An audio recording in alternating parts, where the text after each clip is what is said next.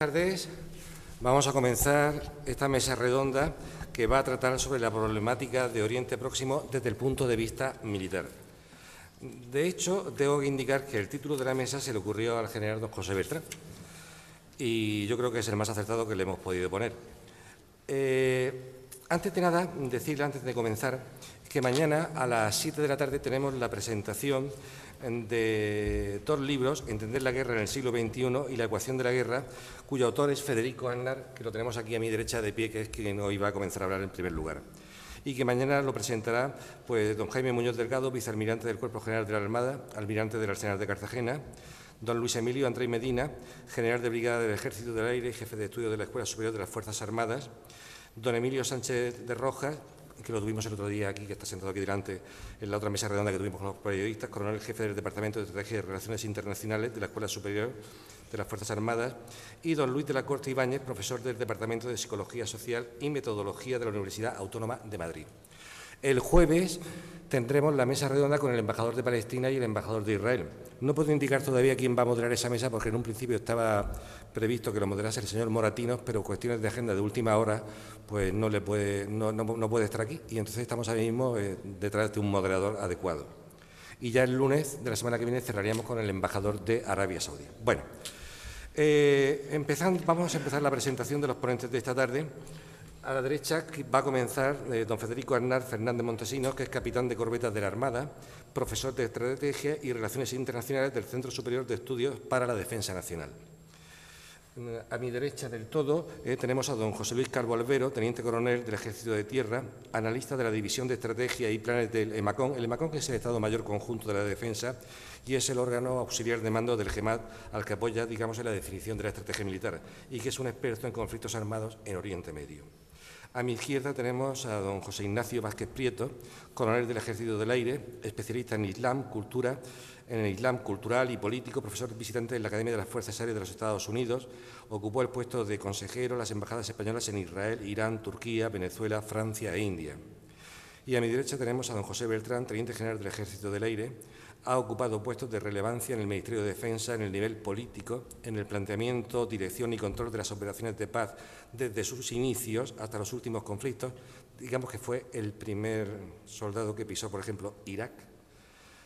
Jefe de la División de Inteligencia del Estado Mayor del Aire y senior fellow en el DECAF, que es el Centro para el Control Democrático de las Fuerzas Armadas en Ginebra. Como ven ustedes, es una mesa de lujo. La organización un poco de la mesa la vamos a hacer de la siguiente forma. Van a hablar en primer lugar don Federico Aznar y después don José Luis Calvo y después haremos un descanso de unos 15-20 minutos para no cansar y posteriormente hablará el coronel y hablará el general. Y ya cuando terminen todos, pues tendremos un lugar a un coloquio. Como muy tarde terminaremos sobre las 9 menos cuarto o 9, como muy tarde, teniendo en cuenta incluso esos 20 minutos para tomar un café y poder departir tranquilamente. Bueno, pues ya sin más preámbulos, don Federico Aznar tiene la palabra. Bueno, muchas gracias. Tengo que comentarles, yo soy capitán de corbeta de la Armada, soy profesor de estrategia, mis áreas de trabajo es la teoría de la guerra y la polemología, soy licenciado y doctor en ciencia política y lo que les traigo son unas reflexiones teóricas aplicadas a Oriente Medio y explicarles de entrada un poquito esta foto. No me resisto, me ha hecho un comentario del teniente coronel Calvo Albero, a quien tanto he leído, y he tenido hoy la satisfacción de conocerlo personalmente, explicarles un poquito esta foto. Tienen a la izquierda la rebelión Satsuma, Saigo Takamori, el famoso del último samurái, ¿no? El real, porque el otro fue, la otra foto es sobradamente conocida, es Osama Bin Laden y Ayman al-Zawahiri, y hay paralelismos entre una foto y otra. Por un lado, tiene aquí a la derecha tienen a dos sheiks impolutos con combinaciones de vestiduras del presente y del pasado, tal y como iban vestidos los protagonistas de la serie sobre la vida del profeta que se hacía en el antiguo, en el Egipto actual, ¿no? Una combinación de lo nuevo y lo antiguo. Aparecen en una gruta, una referencia a las primeras luchas del profeta, y entre medias de ellos pues un Kalashnikov. Y en el otro lado pues tienen a Saigo Takamori, que no ocupa el lugar sino central, sino un poquito a la izquierda, no se le ve de perfil. Y los samuráis con vestimentas del pasado, de soldados que podían pasar por soldados americanos si no fuera por esos peinados en esa época prohibida, y en el centro una espada. Entonces, aquí hay similitudes y diferencias.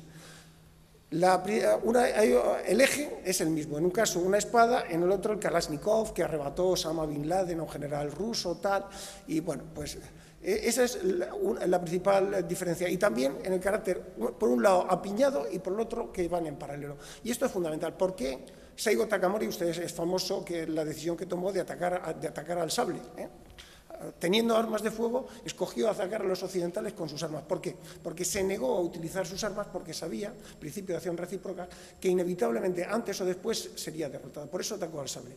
Y el carácter apiñado, es decir, servían todos a un propósito. Estos están en paralelo y esto es señal de dispersión. Y esto es un poco las reflexiones en torno a esta fotografía. ¿Qué es una guerra? Para hacer una aproximación conceptual, ¿qué es una guerra? Pues una guerra es, desde el punto del derecho internacional público, algo que comienza con una declaración que se desarrolla conforme a un procedimiento, al ius in bello, y que tiene una conclusión que es el Tratado de Paz. Pero esto es una cosa muy simple. Sabemos que una guerra pues no es eso. Puede ser como una sucesión de batallas que acaba, el que gana toda la batalla gana la guerra, pero sabemos que tampoco es eso. Y es que la guerra no es un acto propiamente dicho de derecho. Es un acto de derecho, pero es más que un acto de derecho. No es un acto sociológico, es un acto sociológico, pero además un acto sociológico,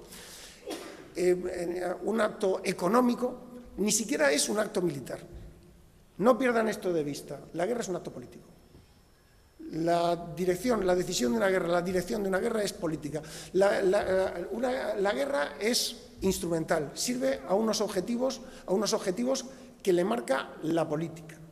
La política. La guerra es un acto político. El acto político más importante. Es una institución de derecho internacional público, pero ante todo es un acto político. Y si se pierde esto de vista, se pierde la guerra. Es una herramienta de la política.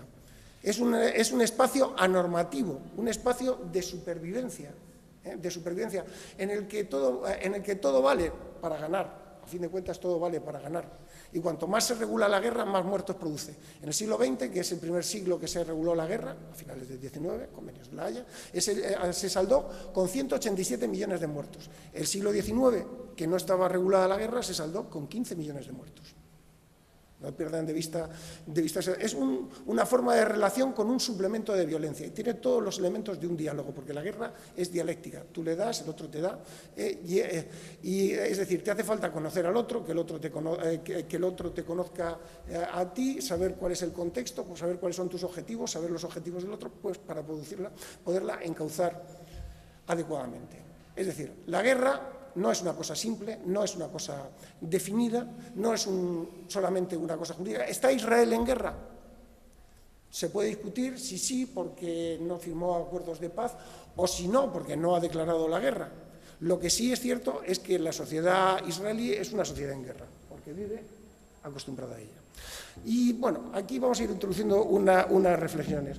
Aquí tiene Huntington, que lo explicaba todo en torno a la cultura, y en Oriente Medio pues confluyen los intereses de diferentes culturas.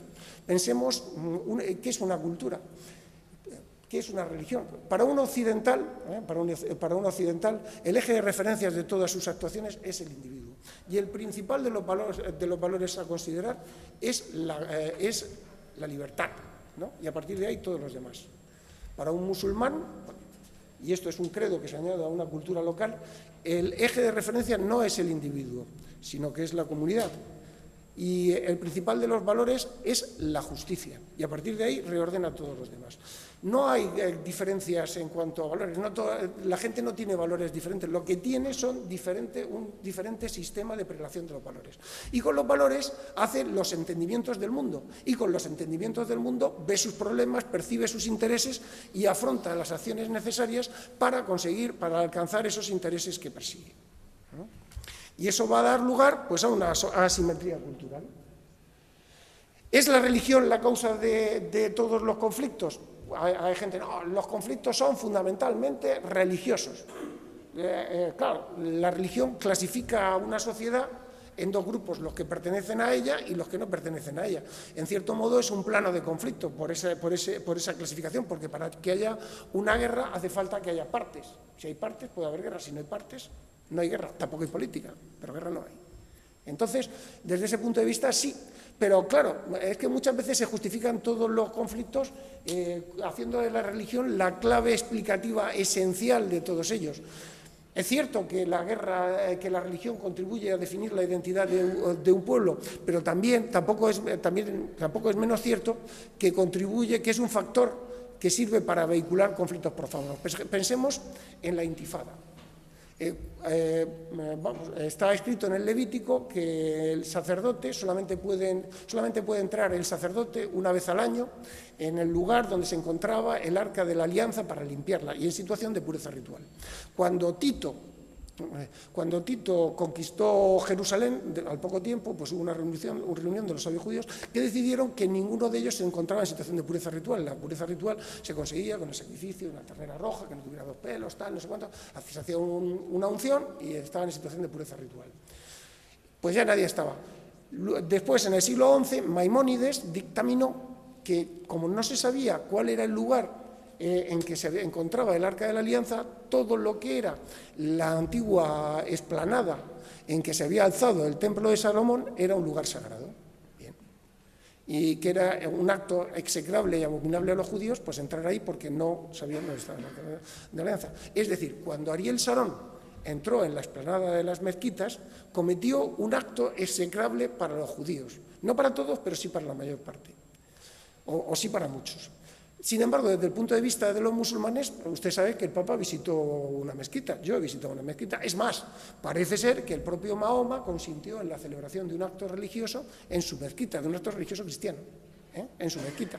Con lo cual, no lo era. Y aquí tienen ustedes un ejemplo claro de instrumentación del elemento religioso para provocar pues un alzamiento como fue la intifada. Y a la religión acuden todos aquellos que buscan, pues, que no están de acuerdo con el orden actual de las cosas, o muchos de ellos, para justificar su causa, con independencia de que lo sea o no. Y otro caso aparte, pues es el de instrumentación de la religión, es el caso del terrorismo suicida. Un shahid es el que muere fi sabilillah, en la senda de en la Guerra Santa, ¿no?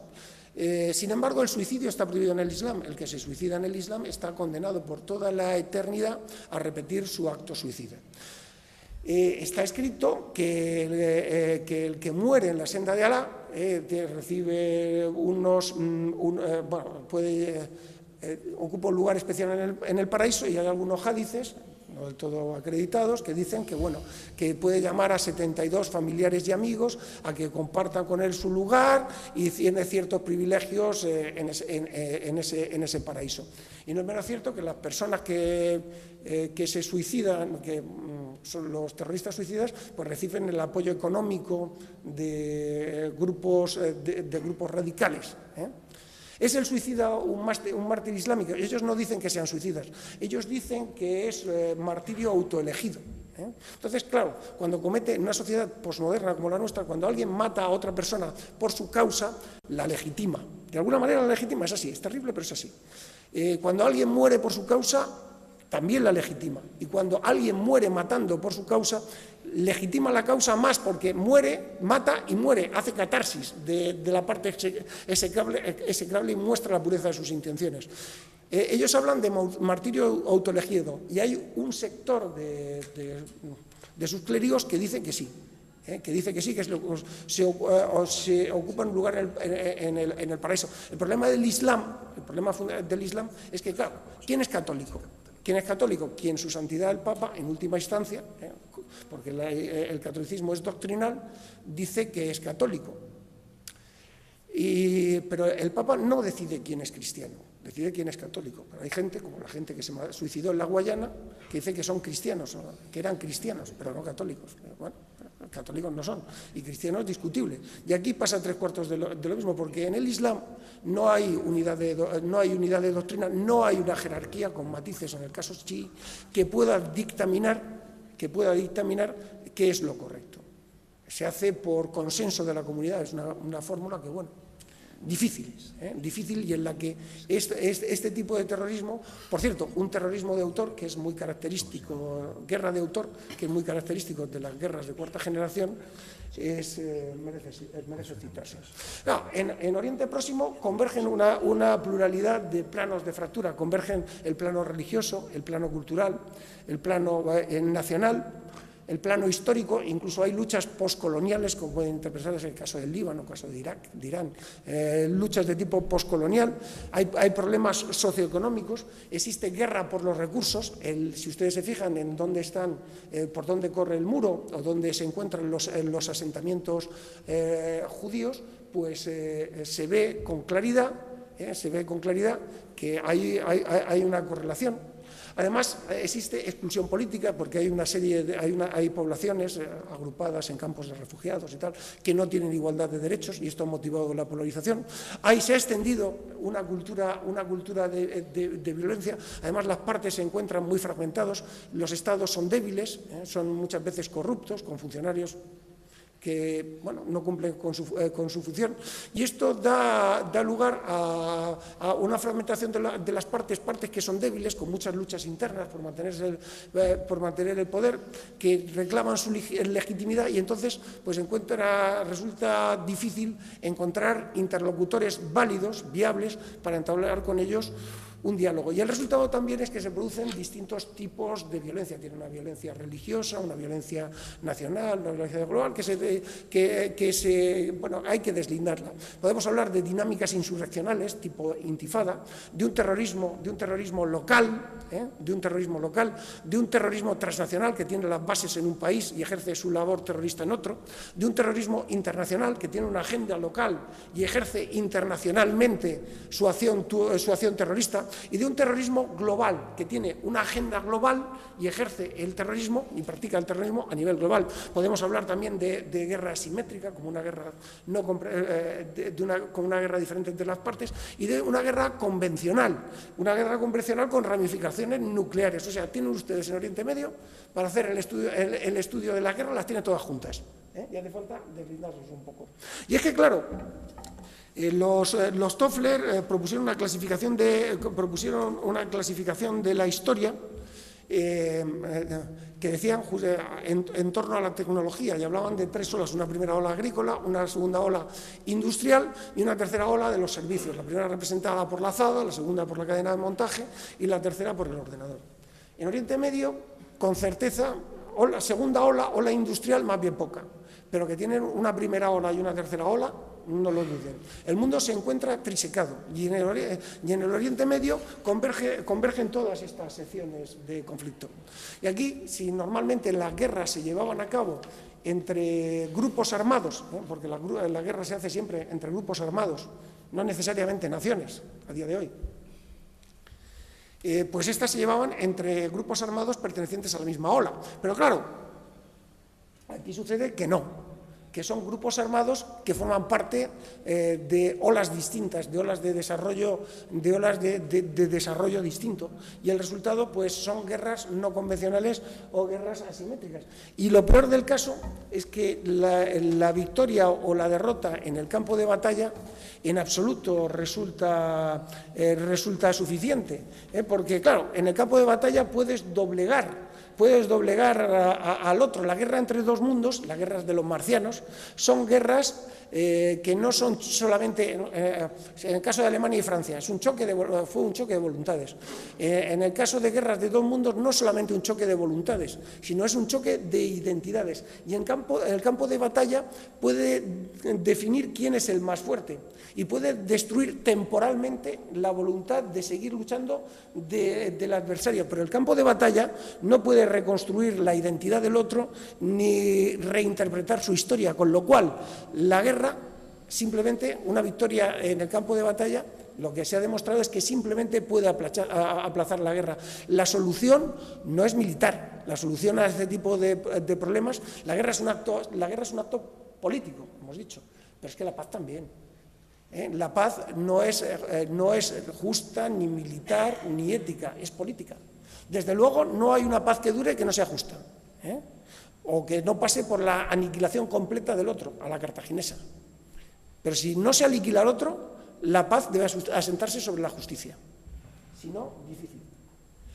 Claro, este tipo de guerras pues no son agradables para los militares. Fíjese lo que decía Jomini. Jomini era uno de los gurús del siglo XIX, de los estrategas del siglo XIX. Había servido con Ney aquí en España. Y fíjese lo que decía. Añoraba aquellos buenos tiempos en que las guardias inglesas, francesas e inglesas se invitaban mutuamente a disparar primero, prefiriéndolo a aquella espantosa época en que sacerdotes, mujeres y niños tramaban en España el asesinato de hombres aislados.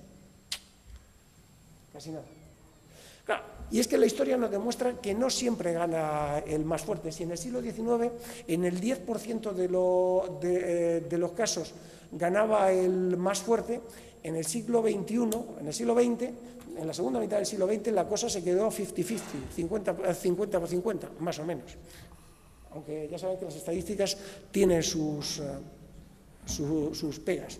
¿Y qué es un conflicto asimétrico? Pues un conflicto asimétrico no solamente el que enfrenta capacidades militares diferentes. Pensemos entre el conflicto entre Argentina y el Reino Unido. El conflicto entre Argentina y el Reino Unido no fue asimétrico, fue convencional. Argentina tenía mucho menos fuerzas que el Reino Unido. Las guerras de Irak, la primera y la segunda, fueron guerras con sus matices convencionales. No, lo que diferencia un conflicto asimétrico son los diferentes modelos estratégicos. Es decir, el débil, sabiéndose que es débil, dice, mire, yo con usted militarmente no me voy a enfrentar, voy a buscar otro plano. Por ejemplo, el económico, ahí le voy a atacar. O voy a buscar sus vulnerabilidades, ciberataques. Eso, escoge otro modelo estratégico, otro plano, un plano inusual. Además, los objetivos son diferentes. Para una de las partes la guerra es total, para Israel la guerra es total, porque si pierde, lo pierde todo, lo echan al mar, o percibe que lo echan al mar, que es distinto, la guerra es una cuestión de percepción. Para la otra parte es limitada. ¿Por qué? Porque si pierde se vuelve al suelo, de donde viene. Entonces no lo pierde todo. Para uno arriesga más que otro. Un terrorista no solamente arriesga su vida, arriesga su familia, arriesga su casa, sus propiedades y su nombre. La otra parte, pues bueno, arriesga, pero menos. Ambos se sirven de las limitaciones de otros. Los terroristas se sirven del Estado de Derecho. Los gobiernos pues tratan de actuar sobre la cultura, sobre los imanes, sobre la religiosidad, para cambiarlos. Y todo pues se sustancia con medios de tipo convencional. ¿Por qué están de moda? Porque todo el mundo es vulnerable, porque en un mundo globalizado todo el mundo es vulnerable, porque con un poco de detergente se puede hacer una bomba, comando Dixon, acuérdense ustedes de aquello.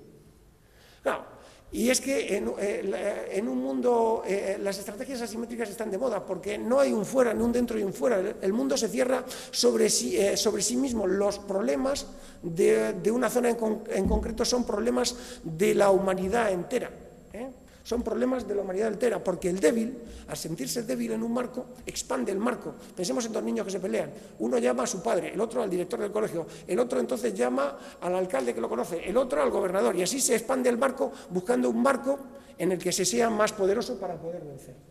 Claro, y aquí juegan un papel fundamental el efecto multiplicador de los medios. Los atentados se producen en ciudades. Un muerto en una ciudad vale más que 50 muertos en el desierto donde nadie los ve. La rentabilidad estratégica de los medios. Los medios alteran las agendas políticas, construyen la realidad y dicen cuál es la verdad. Una imagen que verán 1000 veces es la del niño tirándole piedras al tanque, en sus distintas versiones. Yo aquí creo que les he traído 3 o 4.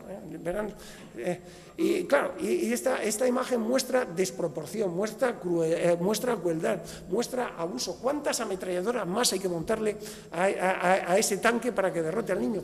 Pero es que al tomarle la foto, el combate entre el niño y el tanque ha pasado de ser en el plano de lo militar a ir al plano de lo mediático, a convertirse en un símbolo, en un símbolo que sirve para impugnar la acción de los ejércitos en un plano, en el plano que los controla, en el plano de sus sociedades, o mejor aún, en el plano de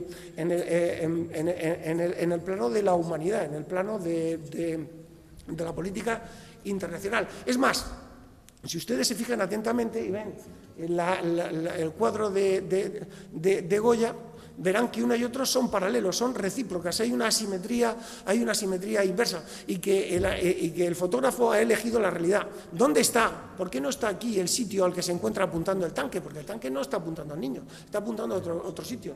¿Y qué va a hacer el tanque? ¿Dispararle al niño? No procede que le dispare al niño. Al niño hay que darle una respuesta simétrica, darle caramelos y a sus papás, a comisaría, que expliquen por qué su niño estaba ahí. O si no, construir una carretera para evitar este tipo de problemas. Pero estas fotografías, con la diferencia de que una explica una cosa y la otra se hace en tiempo real para influir y modificar las agendas, pues son recíprocas. Claro, en este plano son estrategias y tecnologías premodernas versus estrategias posmodernas. No se trata tanto de aprovecharse del contrario, sino de su ley. Y se busca, por ejemplo, la IMSA gandiana. Gandhi pretendía destruir el gobierno inglés en la India a través del colapso de su sistema jurídico. Y es que no hay ningún país que pueda sobrevivir al colapso de sus sistemas jurídicos. Son sistemas complejos sometidos a ataques simples. Claro, los partisanos son portadores de su propia legalidad. Ellos dicen, yo soy legítimo, yo soy la fuente. Piensen ustedes en el caso de los resistentes franceses. Cuando ellos ganaron, su ley fue la ley que imperó, y los otros, los que estaban con el poder de Vichy, fueron condenados. Movilidad no implica irregularidad, pero sí obliga a ello. Desaparecen las fronteras, no se distingue entre amigo y enemigo. La retaguardia desaparece por completo.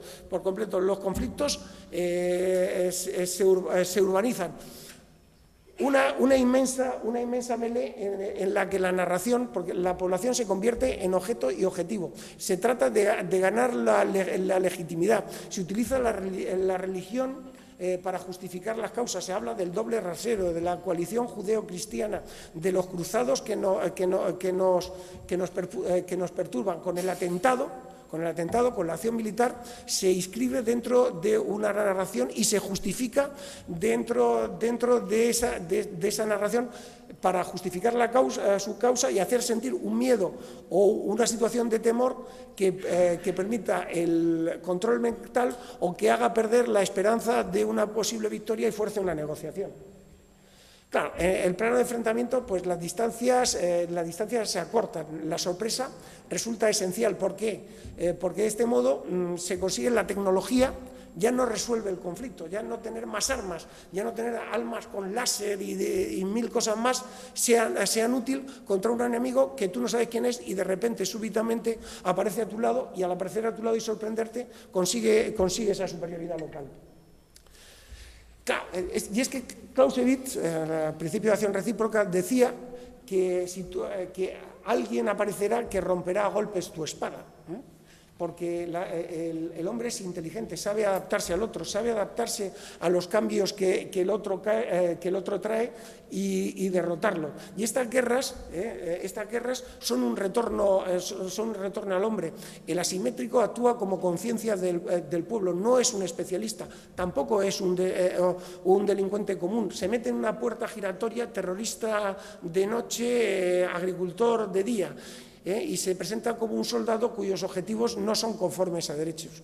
Israel pues, se ve abocada pues, a la militarización de su sociedad, a emplear a las Fuerzas Armadas. Yo cuando paseaba por Jerusalén veía en todos los sitios, en todas las bocas de calle, 2 soldados o 4. Digo, ostras, esto aquí imposible, ¿no? Y se ven empleadas en tareas policiales. Genera problemas éticos. Tiene que incorporar a su sistema legal pues, cuestiones relacionadas con el trato robusto, entre comillas, a prisioneros. Y en cualquier caso, esto supone pues, una ruptura de la comunidad. ¿Es el terrorismo una forma de guerra asimétrica? Pues sí. En cualquier caso, es una guerra alternativa, hecha con acciones tácticas dedicadas a explotar acciones tácticas cuya resonancia es a nivel político, con las que pues, los grupos terroristas pues, operativamente no son muy numerosos porque si no se descubren son muy encubiertos y son 100, 150. Pretende pues, una estrategia indirecta, forzar una negociación porque no tienen fuerza para lo contrario, y no pretende tanto destruir como desacreditar. Utilizan la violencia clásicamente para hacer pedagogía. ¿Saben ustedes cuánto tiempo? Bueno, el terrorismo situó el problema palestino en las agendas de todo el mundo. Antes no estaba en las agendas de todo el mundo. Pasaron 18 meses desde los atentados de Múnich, 18 meses desde los atentados en los Juegos Olímpicos de Múnich hasta que Arafat fue recibido en Naciones Unidas. Repite y repite machaconamente hasta construir su decisión. Es lo que Mao llamaba la guerra prolongada, pero bueno, de eso si quieren podemos hablar un poquito más en el coloquio. 5 minutos y acabo. Su logística está hecha a través de redes criminales. El terrorismo se da la mano con la criminalidad, aunque se distingue de ella. Es eficiente. Ustedes fíjense lo que se puede hacer con unos explosivos adaptados al cuerpo de una persona, más que con un misil teledirigidos. Sus actos son para plantear un problema y buscar la ruptura de la comunidad. Con tanto, ¿cómo va a haber una reconciliación mientras se esté produciendo el derramamiento de sangre? Y esto enlaza con la idea de la pérdida de anonimato, ¿no? Piensen en las grabaciones de estas señoras, de estos terroristas suicidas, previamente a su acto.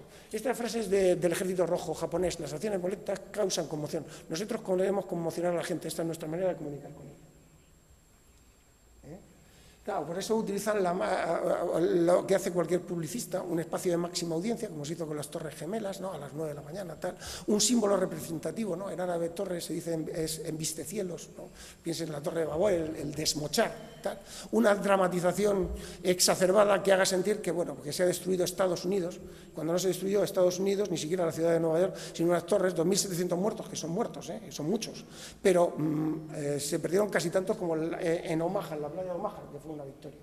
En fin, ¿cuál es el problema de la lucha contra el terrorismo? Que la acción y la reacción acaba igualando peligrosamente a las partes y que hay que encontrarle una solución al conflicto en un choque de identidades. Y repito, cuando el problema es un choque de identidades, la solución, si no es la aniquilación, no es militar. Y en cualquier caso, acabar con Clausewitz, cada tiempo tiene su forma peculiar de guerra, cada uno tendrá también su propia teoría de la guerra. Quienes deseen entender la guerra tienen que dirigir su mirada atenta a los rasgos de la época en la que viven. Muchas gracias.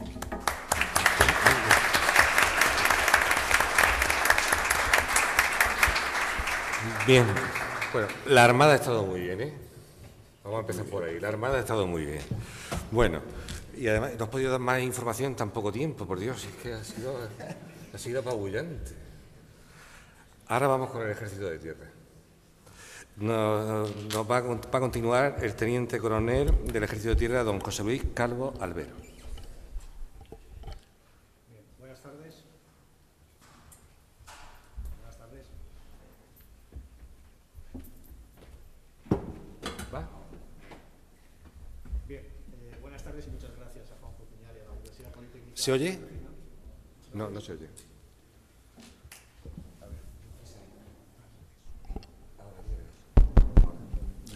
Sí, ¿ahora se oye mejor? Sí. De acuerdo. Decía que muchas gracias a Juanjo Piñar y a la Universidad Politécnica de Cartagena por la oportunidad de proporcionar esta conferencia. Yo me voy a referir sobre todo a los aspectos militares del conflicto de Oriente Medio, pero específicamente a la influencia que este conflicto ha tenido sobre los ejércitos, especialmente los ejércitos occidentales, pero en general los ejércitos de todo el mundo, y también sobre otros conflictos. Es curioso que el conflicto de Oriente Medio, el conflicto primariamente entre palestinos e israelíes, pero que luego tiene muchas ramificaciones, pues se ha convertido en un acontecimiento central en nuestra historia, en la historia de las últimas décadas. Gran parte de los problemas que actualmente ocurren pues tienen que ver de forma directa o indirecta con este conflicto. Y desde el punto de vista militar ha sido absolutamente decisivo, es decir, que las técnicas, los procedimientos, las doctrinas que se han aplicado en este conflicto se han traspasado después a otros conflictos en los que han intervenido ejércitos occidentales o a otros conflictos alrededor del mundo. Y es curioso que sea así porque en realidad este conflicto, en cuanto a sus dimensiones, es relativamente pequeño. Estamos acostumbrados a ver todos los días imágenes de él y eso nos da la impresión de que se trata de un conflicto de grandes proporciones.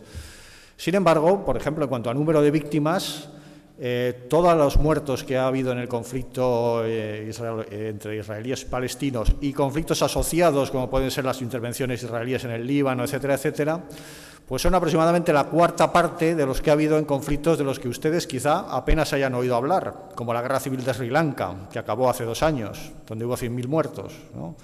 O de conflictos de los que muy pocos seguramente hayan oído hablar ni los hayan visto reflejados en prensa, ¿no? Como la guerra entre Etiopía y Eritrea hace 10 años, que causó 100.000 muertos en menos de un año. Sin embargo, esos conflictos apenas han aparecido en prensa, mientras que el conflicto entre Israel y los palestinos y los vecinos de Israel, pues prácticamente lo tenemos todos los días en prensa, ¿no? Hay conflictos donde han muerto millones de personas, como el conflicto del Congo, que también sale en prensa, pero mucho menos, y sin embargo no tienen ese eco mediático, ni tienen luego esa influencia sobre los acontecimientos internacionales, ni tampoco sobre la doctrina militar. Lo que ocurre es que, por diversas circunstancias, por los actores que ahí intervienen, por el tipo de combate que ahí se ha planteado, el modelo de enfrentamiento militar que ahí se ha planteado, como ya explicaba Federico, pues realmente este conflicto ha tenido muchísima influencia. No voy a remontarme hasta los años 40, cuando se produce la primera guerra árabe-israelí, me voy a ir a la guerra del Yom Kippur, en el año 73, para empezar, y para que vayamos viendo poco a poco cómo cada una de las fases de este conflicto ha influido en el resto de la doctrina militar de Occidente. Nos vamos pues a la guerra del Yom Kippur en el año 73. La guerra del Yom Kippur de alguna manera es la revancha de la guerra de los 6 días en el año 67. ¿no? En el año 67 pues, Israel aplasta prácticamente a todos los ejércitos árabes. En el año 73 los ejércitos árabes reaccionan y aunque Israel al final consigue una victoria por lo menos táctica, lo pasa muy mal. Lo pasa realmente mal. Pero, ¿qué ocurre? Que termina esa guerra y hay un actor esencial, que es Egipto, uno de los países de la coalición árabe, que decide hacer un tratado de paz con Israel y se retira de ese estado de confrontación permanente con el Estado judío, ¿no? Y poco después le sigue Jordania. Bien, en este conflicto se fijan los norteamericanos y este conflicto de alguna manera va a ser el germen de un cambio radical en la manera norteamericana de afrontar los conflictos armados, ¿no? Por aquella época los norteamericanos estaban obsesionados con una guerra en Europa contra la Unión Soviética y ellos pensaban que para detener esa avalancha soviética pues prácticamente no les quedaba más remedio que utilizar armas nucleares tácticas, ¿no? Era tal la superioridad del Pacto de Varsovia y del ejército soviético sobre el de la OTAN que pensaban que realmente antes de llegar al Rin habría que utilizar armas nucleares tácticas para frenar esas enormes masas de carros, ¿no? Sin embargo, en el año 73 pues, se dan cuenta de que con métodos convencionales un ejército muy similar al soviético, muy similar al del Pacto de Varsovia, como el sirio, también el egipcio, se pueden batir en el campo de batalla, aprovechándose de ¿qué? De la tecnología, porque Occidente por aquel entonces tenía una tecnología superior y de una mayor flexibilidad de empleo. Entonces los norteamericanos profundizan en eso. Los norteamericanos acaban de salir de Vietnam, están muy traumados por esa derrota que han sufrido en Vietnam, dicen no más guerras contra insurgencia, en la historia nunca se puede decir nunca más, pero en aquel tiempo lo dicen, y se preparan para la posible guerra en Europa. Y entonces dicen, bueno, vamos a utilizar nuestra tecnología, vamos a mejorar nuestra superioridad tecnológica, vamos a mejorar nuestra flexibilidad de empleo, y podremos hacer frente a esa temible guerra en Europa que se nos avecina contra el Pacto de Varsovia. Es entonces cuando llega el presidente Reagan, hace unas inversiones tremendas en la industria de defensa y la superioridad tecnológica norteamericana se dispara. Y aparece el modelo militar que ha dominado a Estados Unidos en las últimas décadas, el modelo que se define como el de la revolución en los asuntos militares, ¿no? La superioridad tecnológica, específicamente la superioridad en las tecnologías de la información, ¿no? Que nos permite ver el campo de batalla, ver todo lo que ocurre y batir a aquellos blancos que nos interese con armas muy precisas, con armas inteligentes, ¿no? Es el modelo que se materializa esencialmente en la guerra contra Irak en 1991. Bien, seguimos avanzando en los conflictos árabe-israelíes y nos plantamos en 1982 cuando Israel decide intervenir en el Líbano. El Líbano llevaba en guerra civil desde el año 75. Este conflicto en el que va a entrar Israel ahora trae muchas innovaciones. Una de ellas es también tecnológica. Israel es la primera vez que utiliza de una forma operativa importante los aviones no tripulados en combate. Se hubieran utilizado alguna vez en Vietnam, pero Israel los utiliza por primera vez en cantidad importante y en misiones decisivas. Pero, por el otro lado, las milicias que se enfrentan a Israel en el Líbano empiezan a introducir nuevas formas de combate que intentan neutralizar la superioridad tecnológica que ya tiene Israel, ¿no? Las milicias chiitas, que después se concentrarían en lo que hoy es Hezbollah, comienzan a explotar el terrorismo suicida. Pero el terrorismo suicida entendido como un terrorismo masivo. Ya no se trata simplemente de terroristas que matan a toda la gente que pueden y después se dan muerte a ellos mismos, sino de camiones bomba con toneladas de explosivo bien preparados para causar la máxima devastación y conducidos por un suicida, ¿no? Con estos métodos pues causan grandes bajas al contingente multinacional que se despliega en aquella época en Beirut, norteamericanos y franceses entre ellos, e introducen una nueva forma de hacer la guerra, ¿no? Que se enmarca en eso que Federico llama el conflicto asimétrico.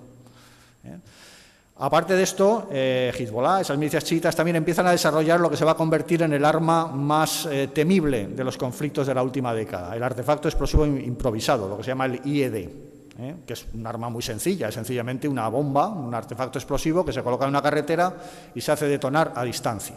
Los primeros que empiezan a utilizarlo de forma masiva es Hezbollah, en el Líbano. Lo utilizan sobre todo en los años 90, porque Israel, aunque se retira de parte del Líbano, mantiene una franja de seguridad en el sur, en el cual entabla un combate de años contra Hezbollah, y lo van perfeccionando, ¿no? Y por su lado, Israel empieza a utilizar, para neutralizar, ¿no?, a esas milicias que le están haciendo tanto daño en el Líbano, empieza a utilizar el método de los asesinatos selectivos, ¿no?, de la búsqueda sistemática de los líderes, de las milicias, de los grupos terroristas que actúan allí, y su eliminación mediante grupos de operaciones especiales o mediante armas guiadas. Bien.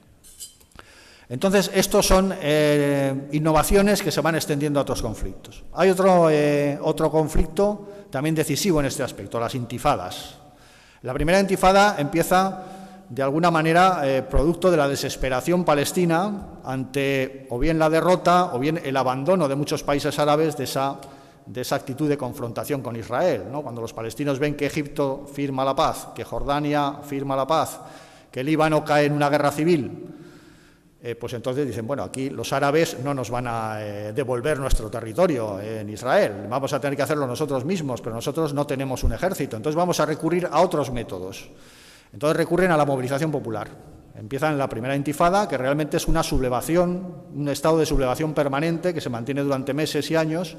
Empieza siendo sobre todo una sublevación civil, se utiliza la población civil para mantener ese estado de tensión, pero poco a poco se va mezclando con actos terroristas y métodos de guerrilla urbana. En la segunda intifada esto va más y aquí ya se empieza a utilizar un terrorismo masivo. Se introduce un nuevo modelo de terrorista suicida, que es el terrorista a pie. Hasta ese momento se utilizaba el terrorista en vehículo, que era el que introduce Hezbollah en los años 80 en el Líbano, pero ahora introducimos el terrorista a pie, que es mucho más terrible en sus efectos, porque se puede introducir en cualquier sitio, puede entrar en un edificio, puede penetrar en una zona en la que hay restricciones de tráfico, y además crea un gran temor, porque cada persona puede ser un terrorista, ¿no? Así como el terrorista suicida que conduce un camión, pues bueno, de alguna manera se le puede mantener fuera de determinados recintos, a un terrorista a pie, pues es muy difícil mantenerlo fuera y además intentar mantenerlo fuera obliga a tomar unas medidas de seguridad que crean una gran tensión, ¿no? En Israel, si alguien ha visitado Israel, prácticamente para entrar a un centro comercial te cachean. Entonces se crea una situación en la que toda la población piensa que está en estado de guerra, ¿no? Por el temor a que un terrorista a pie pues, se introduzca en un centro comercial, en un autobús, en cualquier sitio. También perfeccionan los sistemas de guerrilla urbana y Israel pues, sigue con su política de asesinatos selectivos, de eliminación sistemática de todos los líderes y al final consigue aplastar la intifada. Esto tiene mucha influencia, por ejemplo, en Estados Unidos, ¿no? Estados Unidos entra en Irak en el año 2003, cuando ya la intifada palestina prácticamente está agonizando y con la convicción de que, bueno, si se derrota al ejército iraquí, aunque después me pueda encontrar con algún movimiento de insurgencia, puedo hacer lo mismo que han hecho los israelíes, podré aplastarlo. Sin embargo, en Irak ya se empieza a aplicar un sistema combinado de todos los métodos que han aparecido antes en el conflicto palestino-israelí, movilización popular, guerrilla urbana, utilización de suicidas tanto en vehículos como a pie, utilización masiva de artefactos explosivos improvisados que realmente le satura la capacidad de las fuerzas norteamericanas para reaccionar y crea el estado de caos que todos conocemos, que fue posterior a la invasión norteamericana de Irak en el 2003, ¿no? Luego hay otro conflicto que también va a ser muy importante en este aspecto. Es el conflicto que enfrenta Israel con Hezbollah en el 2006, cuando, debido a una serie de incidentes fronterizos, Israel penetra de nuevo en el sur del Líbano. Se había replegado ya en el año 2000, pero en el 2006 vuelve a penetrar debido a esa serie de incidentes que le causan bajas y al hostigamiento continuo de las milicias de Hezbollah sobre las aldeas del norte de Israel. Entonces, en este conflicto, Israel se encuentra con que Hezbollah ha perfeccionado mucho sus técnicas de combate. Sigue utilizando ese modelo general asimétrico, sigue utilizando el mezclarse con la población, técnicas de guerrilla, pero al mismo tiempo ya es capaz de utilizar armamento convencional avanzado. Es decir, Israel se encuentra con misiles antibuque, que le alcanzan una de sus fragatas, se encuentra con aviones sin piloto, manejados por Hezbollah, se encuentra con misiles contracarro con guía láser, se encuentra con cohetes balísticos que son capaces de llegar hasta Haifa, con alcances de hasta 100 kilómetros, y entonces se encuentra con una mezcla de lo que es una estrategia asimétrica, un conflicto asimétrico y un conflicto convencional. Los norteamericanos a esto le llaman guerra híbrida, y dicen que es el escenario más probable en el futuro. Es decir, una combinación de todas esas técnicas de conflicto asimétrico que se han desarrollado, sobre todo en el conflicto árabe-israelí, con técnicas, procedimientos y materiales más convencionales, ¿no? Es decir, una especie de mezcla entre guerrillas, sublevación popular, terrorismo y uso convencional de armas avanzadas.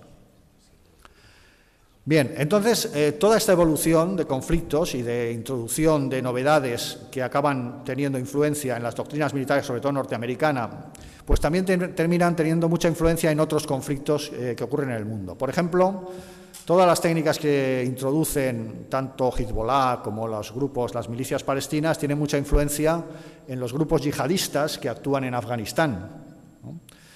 Tiene mucha influencia, por ejemplo, en Chechenia, aunque Chechenia también introduce sus influencias propias, ¿no? El conflicto que opone a los rebeldes chechenos contra el gobierno ruso. Tiene influencia en todos los conflictos en los cuales hay grupos yihadistas, como Argelia, ¿no? Entonces, se crea una verdadera escuela de conflicto asimétrico, por llamarlo de alguna manera, ¿no?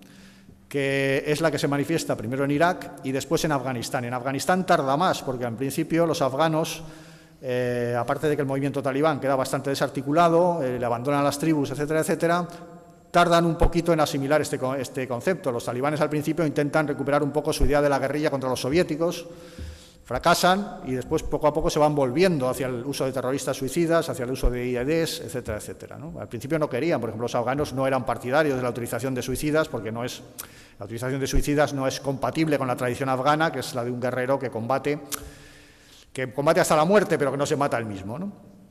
Pero, sin embargo, al final acaban aceptando este modelo de terrorismo suicida, de utilización de artefactos explosivos improvisados, mezclado con guerrilla, etcétera, etcétera, ¿no? Entonces, Estados Unidos ya ha dicho que se vio muy influenciado por todos estos acontecimientos y por todas estas innovaciones que se van introduciendo en el conflicto. De hecho, desarrolla diversas teorías para intentar explicar cuál es este modelo de conflicto asimétrico y cómo se le debe hacer frente, ¿no? Ya he hablado de la revolución en los asuntos militares, que es lo que los americanos deducen de la guerra del Yom Kippur, ¿no? Primero, tecnología, ya que somos superiores en tecnología, tenemos que aumentar esa distancia en tecnología y utilizarla, sobre todo para tener la superioridad en la información. Es decir, que todo lo que se mueva en el campo de batalla, yo sea capaz de localizarlo y neutralizarlo. Esto le sale muy bien en una guerra convencional como es la del 91 contra Irak, pero no le sale tan bien en guerras como en la intervención en Somalia, en el año 93, donde tienen el problema en Mogadiscio, que queda reflejado en la película Black Hawk Derribado, todos habrán visto, cuando intentan capturar un líder local y se enfrentan prácticamente con la población de Mogadiscio en una batalla en la que tienen pues, casi un centenar de bajas entre muertos y heridos. Entonces los americanos sacan otro concepto y dicen, bueno, efectivamente, la revolución de asuntos militares para el combate convencional nos da la superioridad, podemos vencer a cualquier ejército convencional, pero tenemos problemas con las guerrillas y con esta gente que utiliza este tipo de conflicto que empezamos a llamarle conflicto asimétrico, ¿no? Ellos introducen un concepto que se llama la guerra de cuarta generación, que también lo ha nombrado Federico, que recordar, que de alguna manera es el oponente de la revolución en los asuntos militares. La revolución en los asuntos militares pone el énfasis en la tecnología y las guerras de cuarta generación pone el énfasis en la utilización de estos procedimientos, ¿no? Procedimientos asimétricos de combatientes que se mezclan con la población y que utilizan una mezcla de terrorismo, insurrección, guerrilla, etcétera, etcétera. Sin embargo, no le hacen mucho caso. Los teóricos hablan de las guerras de cuarta generación y del conflicto asimétrico, pero no le hacen mucho caso hasta que se ven ellos mismos involucrados en Irak. Entonces, en Irak empieza el fracaso, o el fracaso parcial e inicial en Irak, obliga a los norteamericanos a reconducir su estrategia y a decir, bueno, tenemos que volver a la contrainsurgencia, porque aquí tenemos una insurgencia que está teniendo éxito. Entonces, tenemos que reaccionar, ¿no? Y entonces ellos vuelven a las teorías contrainsurgencia de los años 50, de los años 60, y empiezan a tomarse en serio este concepto de las guerras de cuarta generación y de que ya la tecnología por sí sola no es suficiente para enfrentarnos con este tipo de adversarios. Luego viene el concepto de guerra híbrida, es decir, de adversarios que ya utilizan esa mezcla de conflicto asimétrico y conflicto convencional. Y, de alguna manera, ellos consideran que ese es el futuro, es decir, que en el futuro la intervención militar más habitual será en un conflicto en el cual no se van a enfrentar simplemente con un ejército convencional, sino quizás con un ejército convencional o con lo que quede de él, mezclado con milicias, con guerrillas urbanas, con población que se levanta, que hace huelgas, con insurgentes que siembran todos los caminos de artefactos explosivos improvisados, que utilizan suicidas, en este tipo de conflicto. Pero que al mismo tiempo son capaces de utilizar también materiales de alta tecnología, quizá de forma puntual, pero los pueden utilizar. Y no solamente misiles contra carro, misiles antibuques, sino, por ejemplo, sistemas que sean capaces de interferir los sistemas de comunicaciones norteamericanos, o sencillamente se enfrentan con adversarios que son capaces de enfrentarse a ellos en el campo de la información, ¿no? Entonces, para eso los norteamericanos también han desarrollado un concepto de lo que se llama la guerra de la percepción. Es decir, que las guerras no solamente hay que ganarlas sobre el terreno, sino también en los medios de comunicación. Es decir, no solamente tenemos que ganar, sino que tiene que parecer que estamos ganando. Y esa segunda parte de la victoria se consigue en los medios de comunicación. Entonces, estos adversarios son muy hábiles en la utilización de Internet, de las redes sociales, en la utilización de todo tipo de medios de comunicación en los cuales ellos publicitan su mensaje, publicitan sus éxitos. Estamos hartos de ver vídeos en los cuales un carro de combate norteamericano salta por los aires en Irak o en Afganistán, y cada una de esas imágenes es un éxito, y entonces hay que librar la batalla también en ese terreno, no solamente en el real, sino en el de la información. Bien, entonces este es más o menos cómo todas estas innovaciones introducidas en el conflicto entre árabes y israelíes pues ha influido sobre todo en la doctrina norteamericana. Decir que ha influido en la doctrina norteamericana es decir que ha influido en la nuestra, y en la de Reino Unido, y en la de Francia, y en la de Alemania, en la de todos los países occidentales, especialmente los que estamos metidos en OTAN, ¿no? Entonces, todos estos conceptos de conflicto asimétrico, revolución de los asuntos militares, guerra híbrida, guerra de cuarta generación, los manejamos pues cotidianamente, se han convertido en algo cotidiano, ¿no? Entonces, esto que nació en ese conflicto pequeño, en esa pequeña parte del mundo, pues se ha convertido ya en doctrina generalizada en todos los ejércitos occidentales. Bien, para terminar, sencillamente quería hacer unos apuntes sobre cómo este tipo de conflicto que ha aparecido en el conflicto de Oriente Medio, este modelo de conflicto armado, pues ha tenido una influencia muy negativa en lo que es la evolución del conflicto en sí, del conflicto político, podríamos decir, ¿no?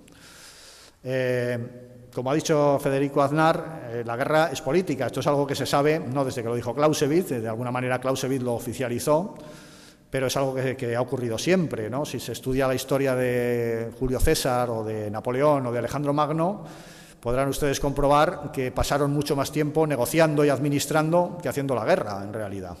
Las batallas eran momentos puntuales en los cuales, de alguna manera, se complementaba o se intentaba rectificar lo que se había conseguido mediante medios, mediante la negociación, mediante la presión diplomática, etcétera, etcétera. Es decir, la guerra siempre ha sido, digamos, una parte, ¿no?, de la política extrema, pero una parte. Bien, entonces, la resolución política de un conflicto depende mucho del modelo de guerra que se aplique. Y el problema en Oriente Medio es que se aplica un modelo de guerra realmente encarnizado. Es decir, la desesperación palestina ante la superioridad israelí les lleva a utilizar unos procedimientos realmente muy duros, como son la utilización de suicidas o utilizar a la población civil como escudos, pero a la vez esos métodos duros tienen éxito o un éxito parcial y obligan a Israel a una respuesta muchas veces también exasperada, ¿no? Y empiezan pues que para la eliminación de líderes, empieza la represión de los movimientos populares con mucha dureza, empieza, como los adversarios se escudan en la población civil, pues muchas de las acciones llevadas a cabo por Israel provocan muchas bajas civiles. Y esto provoca un círculo vicioso, es decir, cada respuesta israelí es más dura y cada contrarrespuesta palestina es todavía más dura, ¿no? Se entra en un círculo vicioso que crea unos sentimientos terribles de odio y que hace muy difícil llegar a acuerdos de tipo político. Los hace tremendamente difícil porque hay tal odio acumulado y se ha llegado a tal separación, ¿no?, debido a los métodos extremos que utilizan unos y otros, que realmente esto dificulta mucho el acuerdo político. No es como una guerra convencional en la cual, bueno, un ejército bate a otro y en el momento en que un ejército se considera batido, pues se vuelve a la mesa de negociaciones, ¿no? Bueno, ahora que ya las cosas quedan claras en el campo de batalla, vamos a negociar cómo acabamos esto. Sin embargo, aquí en el conflicto de Oriente Medio es algo muy difícil.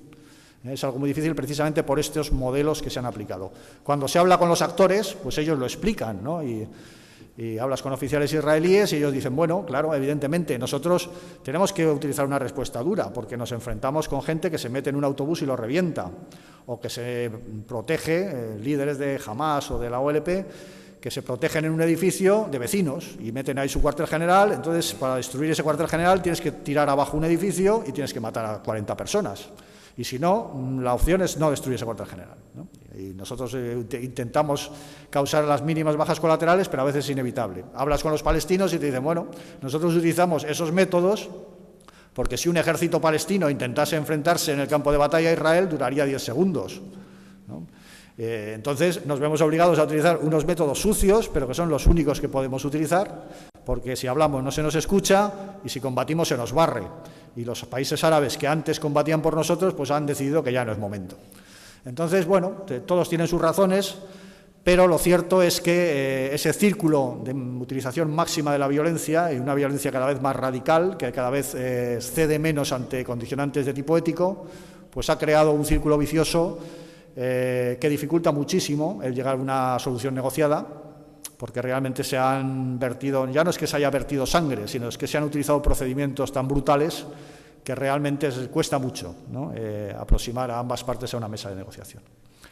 Bien, y con esto termino. Esta es más o menos la influencia que ha tenido el conflicto palestino-israelí, tanto en el ámbito militar como en el ámbito de la resolución política del conflicto. Muchas gracias.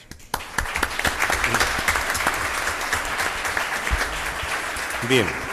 La Armada había estado muy bien, pero el Ejército de Tierra ha demostrado que la infantería es la que gana las batallas. Y desde luego lo que habéis destrozado ha sido el Ejército del Aire. Porque yo aquí estaba en la trastina y estoy viendo al general venga a tachar cosas que le habéis dicho. Le habéis quitado medio discurso. Al coronel venga a apuntar cosas para matizar. Bueno, en la segunda parte, después de la publicidad, veremos lo que queda de esto. Damos 20 minutos de descanso y a las 8 menos cuarto comenzamos de nuevo. Venga. Pues se nos ocurrió montar una mesa redonda con militares para hablar del tema. Y realmente fue Vicente Montagut el que me encauzó hacia el general. Me dijo, es muy bueno, tal. Bueno, pues el general está aquí. Y cuando hablaba con el general me dice, mira, el tío que más sabe de Oriente Medio se llama Ignacio Vázquez Prieto.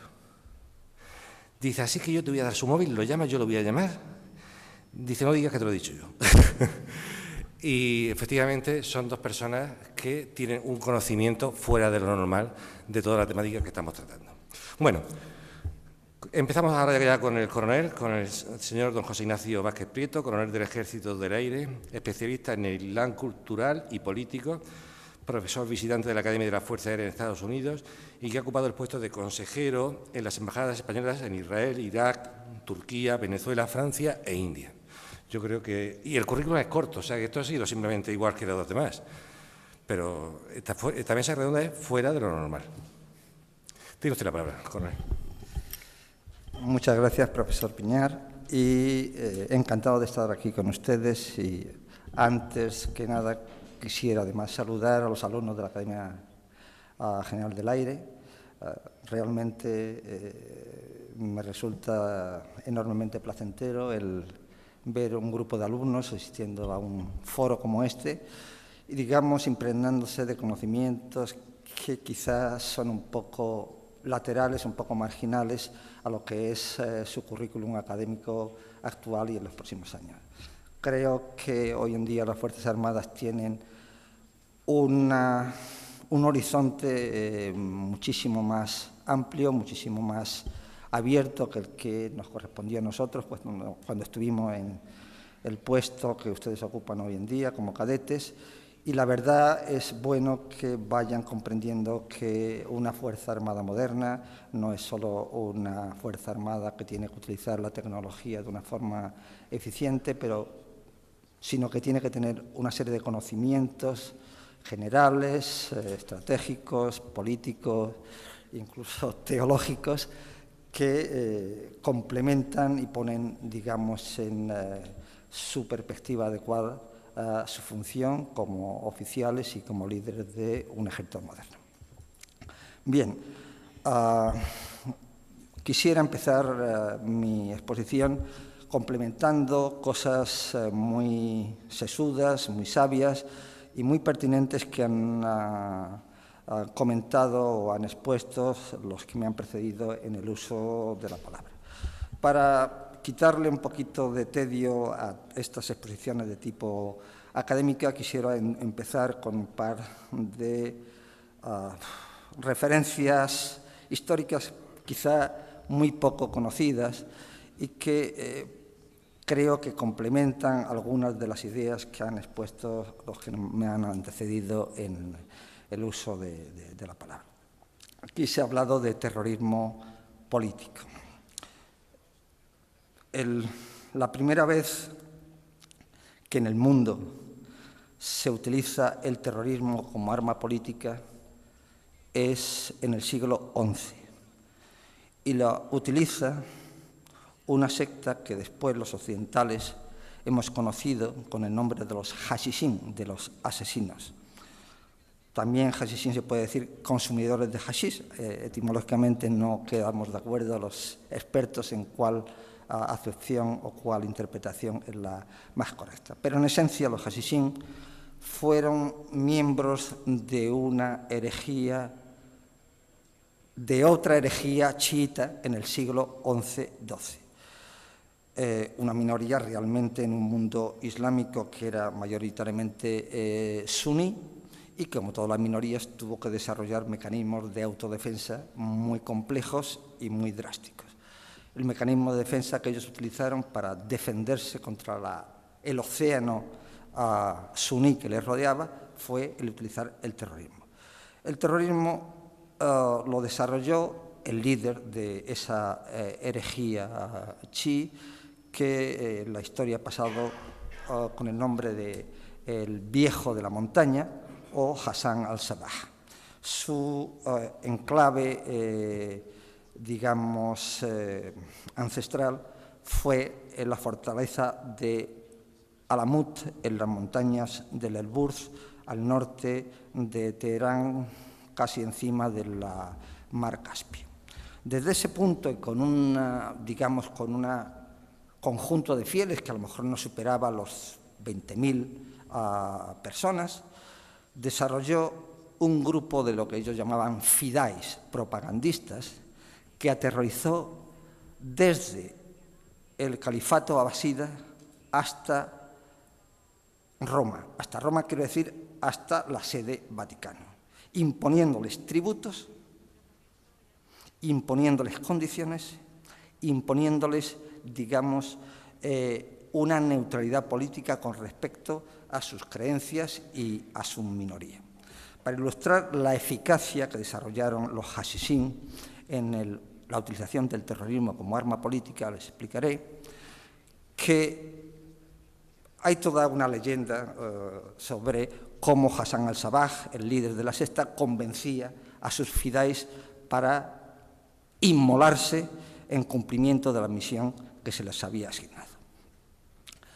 normalmente ellos se inmolaban siempre en sus acciones terroristas. Pero como eso es leyenda y hablan desde algún tipo de hipnotismo hasta hacerles consumir sustancias alucinógenas para, durante ese trance narcótico, imbuirle una serie de convicciones, etc. El hecho es que estos señores, a los reinos cruzados de la época, a los reinos ayubíes de la época, es decir, los sucesores de Saladino, que recuperó Jerusalén para el Islam, al obispo de Roma le impusieron condiciones y cuando esas condiciones no fueron cumplimentadas, de acuerdo con lo pactado, asesinaron a quien le correspondía. Uno de los asesinatos más famosos que perpetraron fue el asesinato de un conde francés que me parece que en aquel momento era el soberano del condado franco de Sanliurfa, que hoy en día, no me acuerdo el nombre de la época, hoy en día está en el sur de Turquía y se llama Sanliurfa. Este conde cruzado, como era uso de la época, había donado unas cantidades de dinero sustanciales para la fundación de un monasterio, Cartujo, en el sur de Francia, en la Provenza. Hassan Sabbah ordena a dos de sus fidáis que se mimeticen con monjes cristianos y vayan a la Cartuja, esta provenzal, a vivir. Y esperando que en algún momento el conde que había financiado el monasterio aparecería por allí.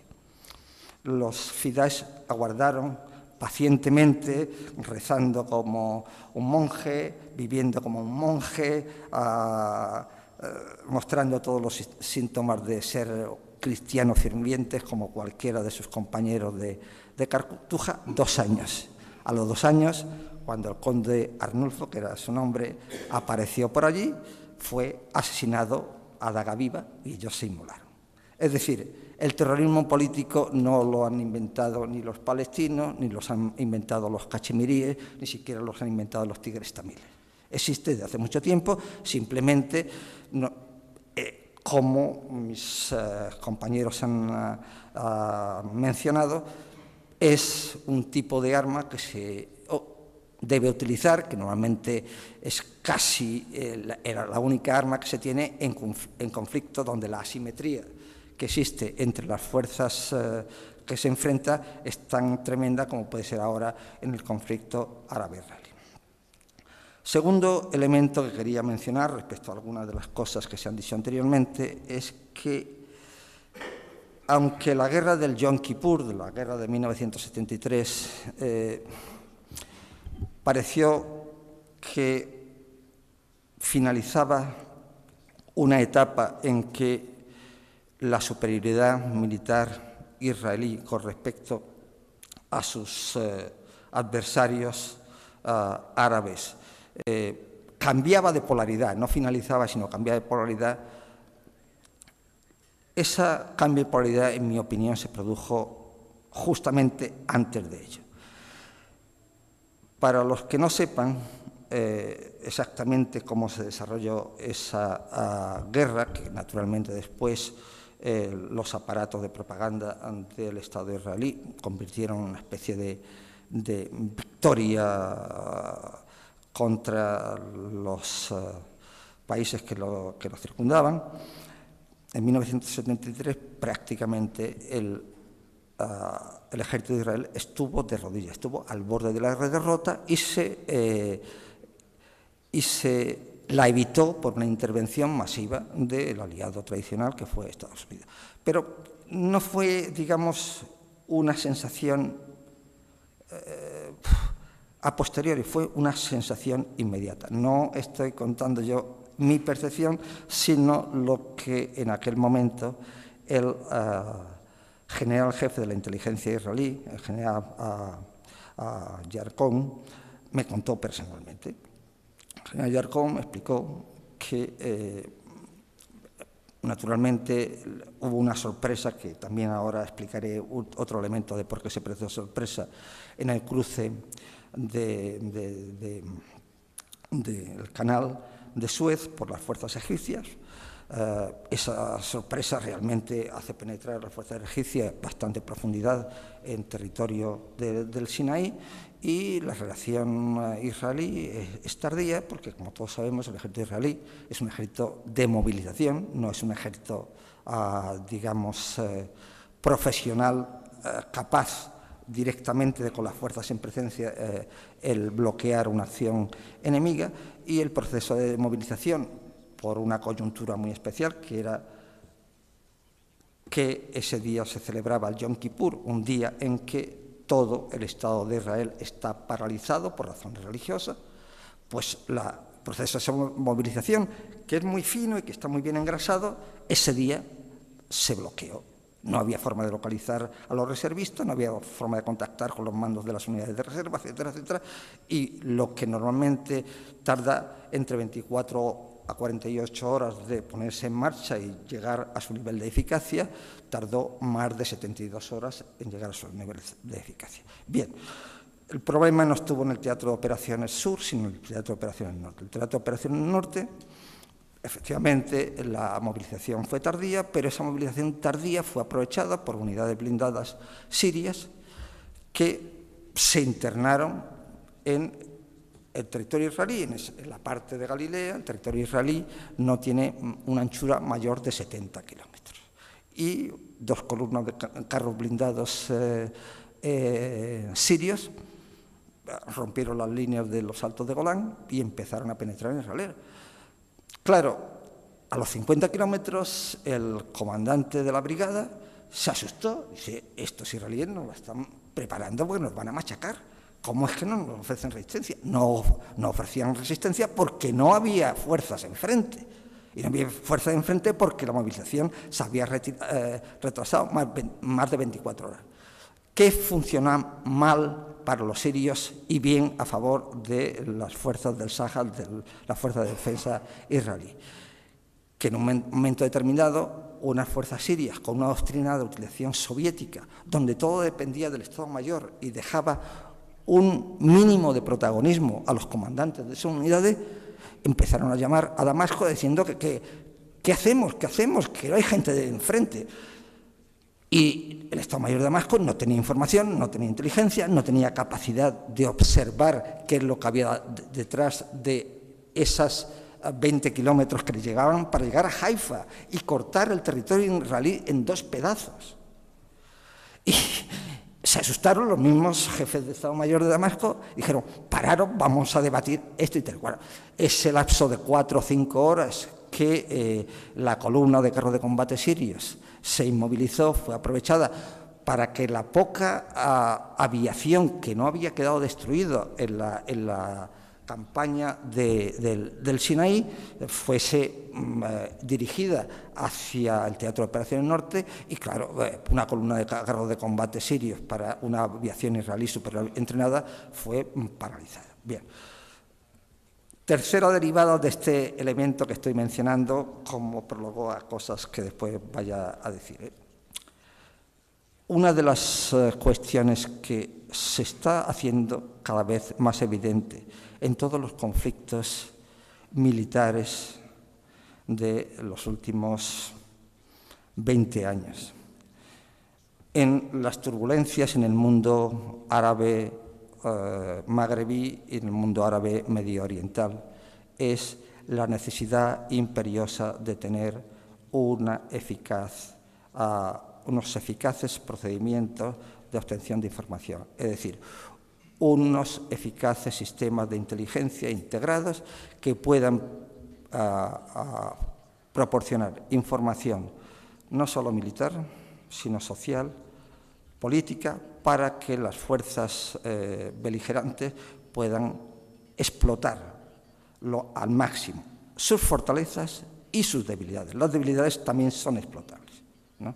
En el caso de la guerra del Yom Kippur, lo que se produjo fue un error monumental, quizá el error monumental más grande que han cometido los israelíes en sus largos conflictos con sus vecinos árabes, que fue un fallo de inteligencia, una politización de la inteligencia. Y brevemente cuento cómo ocurre. Es primera ministro la dama de hierro Golda Meir. Es ministro de Defensa uno de los héroes más carismáticos del Sáhara, que es el general Dayan. Y es el jefe de inteligencia, el general Yarkon. La inteligencia táctica, es decir, la inteligencia de teatro en el canal de Suez, está viendo unos despliegues, una movilización de unidades del lado egipcio que les suena rarísimo. Lo observan con mayor atención, verdad que no es normal, que el frente estaba muy tranquilo de hacía muchos años. Empiezan a explicar, empiezan a pasar sus informaciones, etcétera, etcétera. Normalmente, conforme se sube en el escalón de responsabilidad, la gente son más cautos. Decir, bueno, sí, vosotros estoy observando esto, pero ¿acaso vuestra interpretación de estos movimientos puede ser prematura, puede ser excesiva, puede ser demasiado alarmista? Tanto el jefe de la inteligencia militar como su jefe, el ministro de Defensa, tienen en ese momento en mente que a los 3 días es el día del Yom Kippur, es el día en que prácticamente Israel se paraliza. La gente no come durante un día, se encierra en sus casas hasta que sale la luna, y es cuando se hace una especie de plegaria por los muertos de todo el judaísmo, etc. Entonces, sobre informaciones no totalmente contrastadas, el alarmar a una población civil que vive prácticamente al borde del estado de nervios, como todos hemos comprobado a posteriori, ¿tal?, era una decisión política de gran calibre. Al final, Yarkon le tiene que decir a Moshe Dayan que, bueno, estamos viendo esto y esto para nosotros no tiene otra interpretación que los egipcios están dispuestos a hacer algo extraño y alarmante para nosotros. El general Yarkon se lo piensa también 24 horas y esa información no se puede retener 24 horas, una información hay que transmitirla con todos los condicionantes de incertidumbre que sean pertinentes en tiempo real. A pesar de su experiencia militar, en ese momento es un político, o sea, Moshe Dayan aspiró a ser el primer ministro de Israel. Aguanta la información 24 horas y a las 24 horas ya no le queda más remedio y tiene que cantar a Golda Meir. Golda Meir, acosada por el partido Likud, por los partidos religiosos, ¿cómo lanzo yo esta bomba en medio? Ya estaba cuestionada como primer ministro, su primer mandato fue exitoso, después tuvo fracasos económicos, y entonces, ¿cómo me juego yo mi próximo mandato como primer ministro dando una información tan absolutamente, digamos, abrasiva para lo que es el mundo israelí? Aguanta también la información hasta prácticamente en el momento en que las tropas egipcias están cruzando el canal de Suez, ¿no? Entonces, este comentario viene a cuento para refrendar una vez más hasta qué punto es pertinente en conflictos como los actuales, donde esas masas de ejércitos en línea una contra otro son cada vez, y van a ser cada vez más extraños, el hacer una integración lo más completa, lo más perfecta, lo más eficiente posible entre todos los elementos de inteligencia que tiene desplegado un país en una situación de crisis o de conflicto y ponerlo a disposición de los decisores políticos. Bien, después de estos 3 comentarios, también quisiera un poco enlazar con cosas que han dicho mis antecesores. La primera de ellas es que cuando hablamos del Oriente Medio tenemos que tener dos cosas claras. Una es que el mundo del Oriente Medio sale, y sale mal, como suele ser habitual, de un largo periodo de colonización. Primero, de colonización mayoritariamente otomana, es decir, musulmana también, pero otomana, una potencia extranjera, una potencia imperial, que durante 4 siglos prácticamente impone sus criterios, impone su dominio, impone, digamos, sus intereses en prácticamente la franja que hoy entendemos como es Magreb y Magreb, excepto a lo mejor la esquina marroquí, ¿no? O al menos en menor extensión. Y posteriormente, cuando el Imperio Otomano es derrotado en la Primera Guerra Mundial, pues de una colonización franco-británica. Es decir, la colonia, en cualquier situación que nos la planteemos, que la consideremos, que la integremos en nuestro análisis, es siempre una situación cuya salida suele ser bastante dificultosa y en muchas ocasiones traumática. Es decir, para entender cómo ha evolucionado el mundo árabe musulmán, incluso el mundo árabe centroasiático, hay que pensar que en gran medida todos los países han surgido de procesos muy traumáticos de descolonización. Segundo elemento que hay que tener en consideración. A pesar de la identidad, que es más que religiosa, es de cosmovisión humana, la identidad islámica de todo este mundo, cada uno de los países tiene una muy profunda identidad nacional o regional. Es decir, muchas veces hablamos de naciones porque nos resulta fácil, aunque acaso es un conjunto de tribus, como puede ser en Yemen, es un conjunto de tribus como puede ser en Libia, hay otra definición mucho más cultural, como puede ser en Irak, etcétera, etcétera.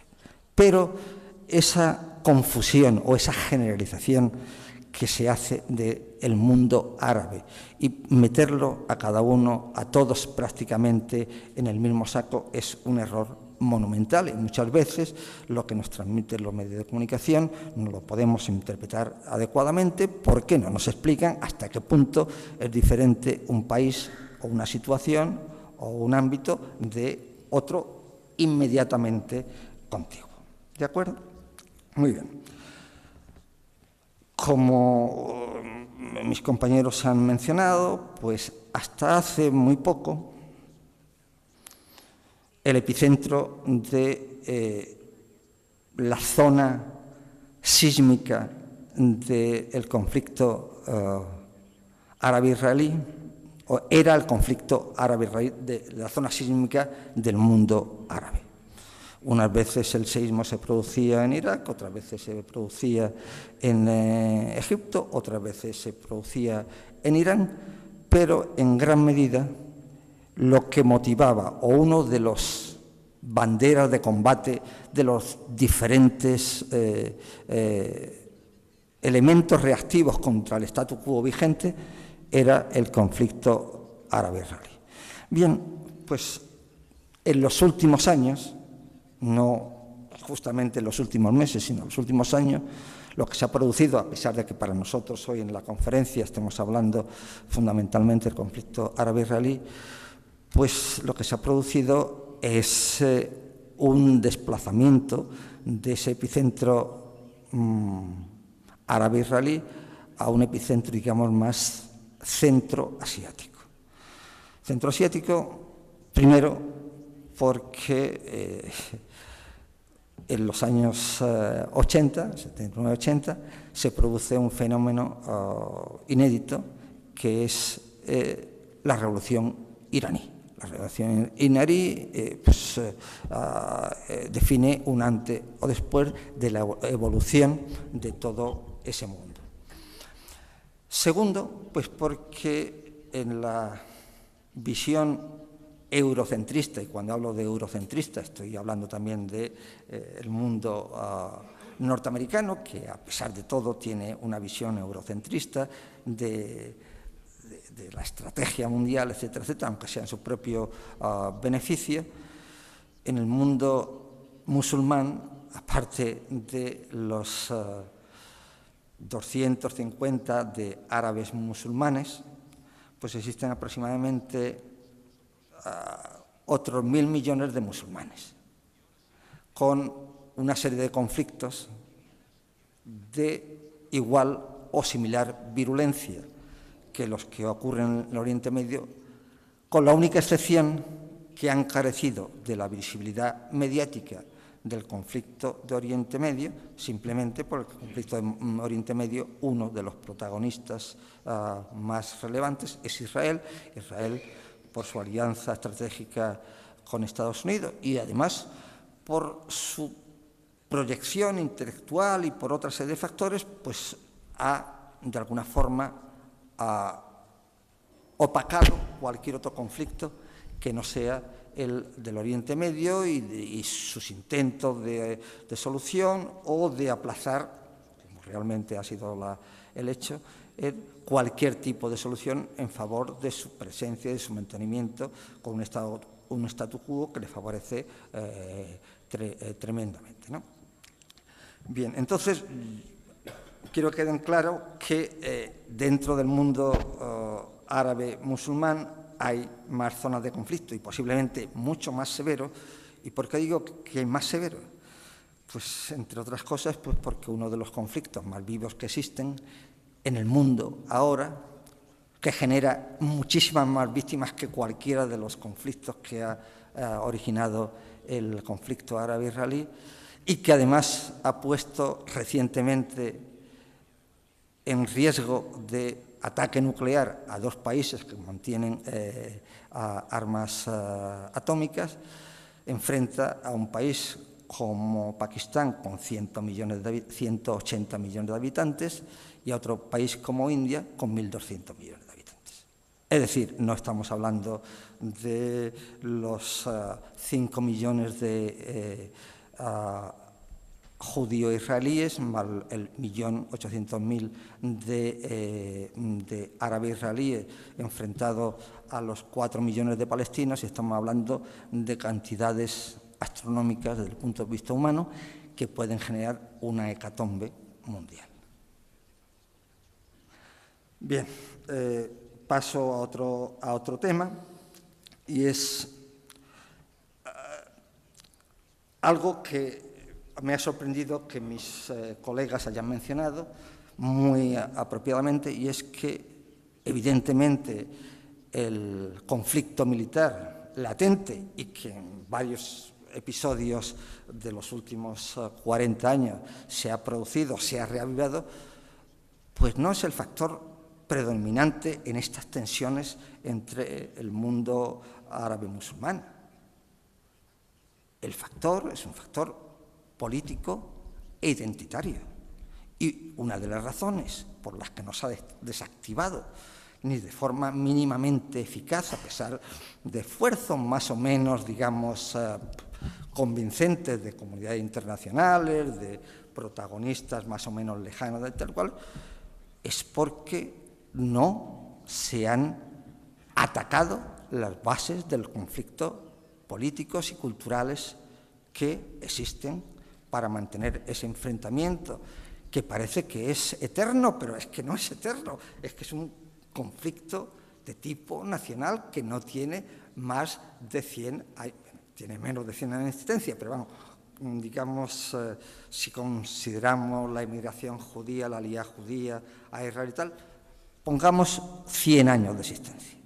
Hay factores de mucho mayor enjundia, de mucha mayor trascendencia, que podrían posiblemente ser manejados de una forma más eficiente para evitar que este conflicto se encone y que siga envenenando, como ha envenenado, parte de las relaciones entre civilizaciones que en principio son distintas, pero que justamente en una época de globalización cada vez son menos distintas.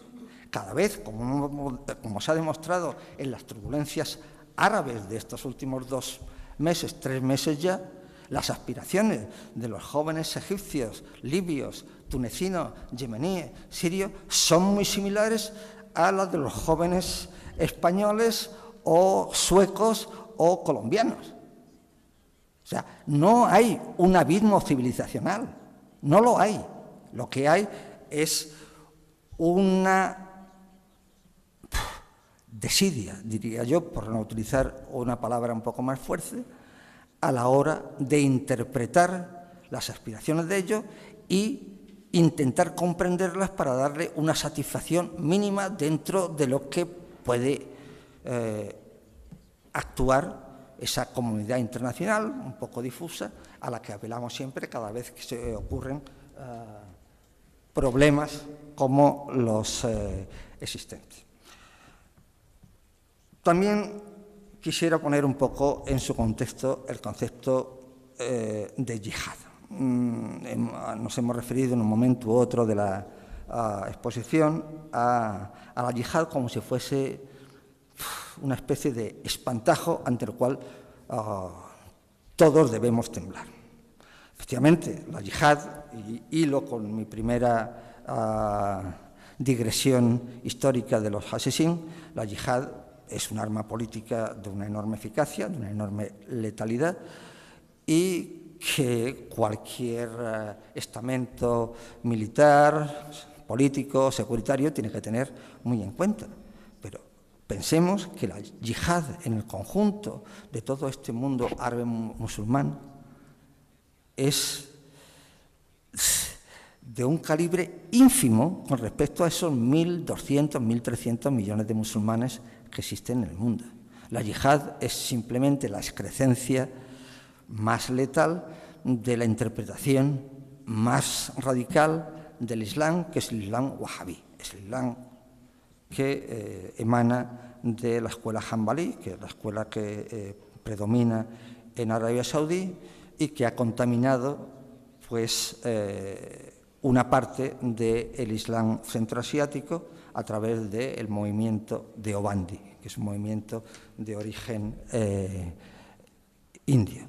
Bien, entonces, no todos los insurgentes, no todos los opositores, no todos los que rechazan la civilización occidental como modelo son yihadistas, no lo son. O sea, cada vez que nos tenemos que enfrentar a la interpretación de un conflicto, tenemos que analizar si hay fermentos yihadistas o no fermentos yihadistas. Y en la mayor parte de los casos es muy extraño encontrarlo. Hay otro tipo de fermentos, de un radicalismo religioso de mayor o menor calibre, pero lo que hoy entendemos o generalizamos o manejamos con bastante frivolidad como yihadismo es algo muy concreto y no es extendible a casi ninguno de los conflictos a los que nos enfrentamos. Y para terminar, y para no ser demasiado reiterativo con respecto a lo que han dicho nuestros compañeros, y también un poco para dar pie a que después en el coloquio se nos pregunte lo que corresponda a las cosas que no sean hayan quedado claras, quiero volver a recalcar el factor de inteligencia en el enfoque militar de los diferentes conflictos que se van produciendo y se van desarrollando. Cada vez ha quedado más claro que la tecnología, esa cuarta fase de la evolución del arte de la guerra, a la que se han referido mis compañeros, ha tocado en alguna forma techo. Y ha tocado techo en conflictos muy concretos, muy evidentes y muy visibles. Tocó techo en Irak, ha tocado techo de forma mucho más, digamos, vergonzosa para los que, digamos, desarrollaron esa idea como la la guerra de todas las guerras, y en Somalia y posiblemente en otros conflictos que van a venir a continuación. Lo que ha empezado a funcionar de una forma mucho más clara es que a todo este despliegue tecnológico que han protagonizado en primer lugar los norteamericanos y por contagio y un poco por mimetismo todos los demás que hemos podido comprar ese saco de herramientas de alta tecnología, es que el factor humano sigue siendo clave en cualquier conflicto. Y la única forma que hasta ahora hemos llegado a desarrollar para interpretar, anticipar, manejar o manipular el factor humano no es más que la inteligencia. Entonces,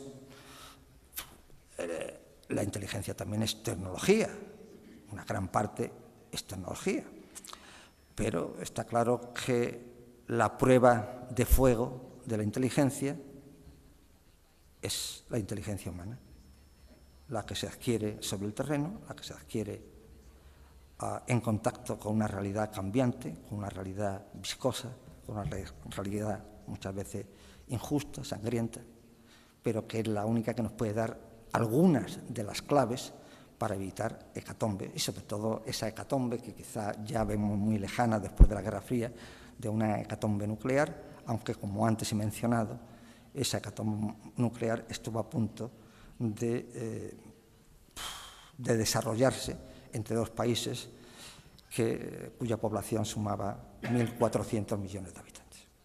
Bueno, y dicho esto, paso la palabra al teniente general, que creo que...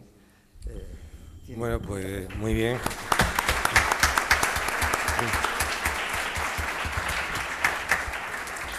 La verdad es que, como verán ustedes, la lástima es que dispongamos de un tiempo limitado para los cuatro, porque los cuatro son de lujo, sinceramente. Es decir, que yo aquí me quedaría escuchando por mucho más tiempo y los demás también. Bueno, ya nos toca, para finalizar, a don José Beltrán, teniente general del Ejército del Aire. Ha ocupado puestos de mucha relevancia en el Ministerio de Defensa a nivel político. Según el coronel Emilio Sánchez de Roja, que es tu principal fan, eres el que más ha mandado en tiempos de Trillo. Y yo antes también, en el planteamiento, dirección y control de operaciones de paz desde sus inicios hasta los últimos conflictos. Ha sido agregado en Marruecos y jefe de la División de Inteligencia del Estado Mayor del Aire. Tiene la palabra.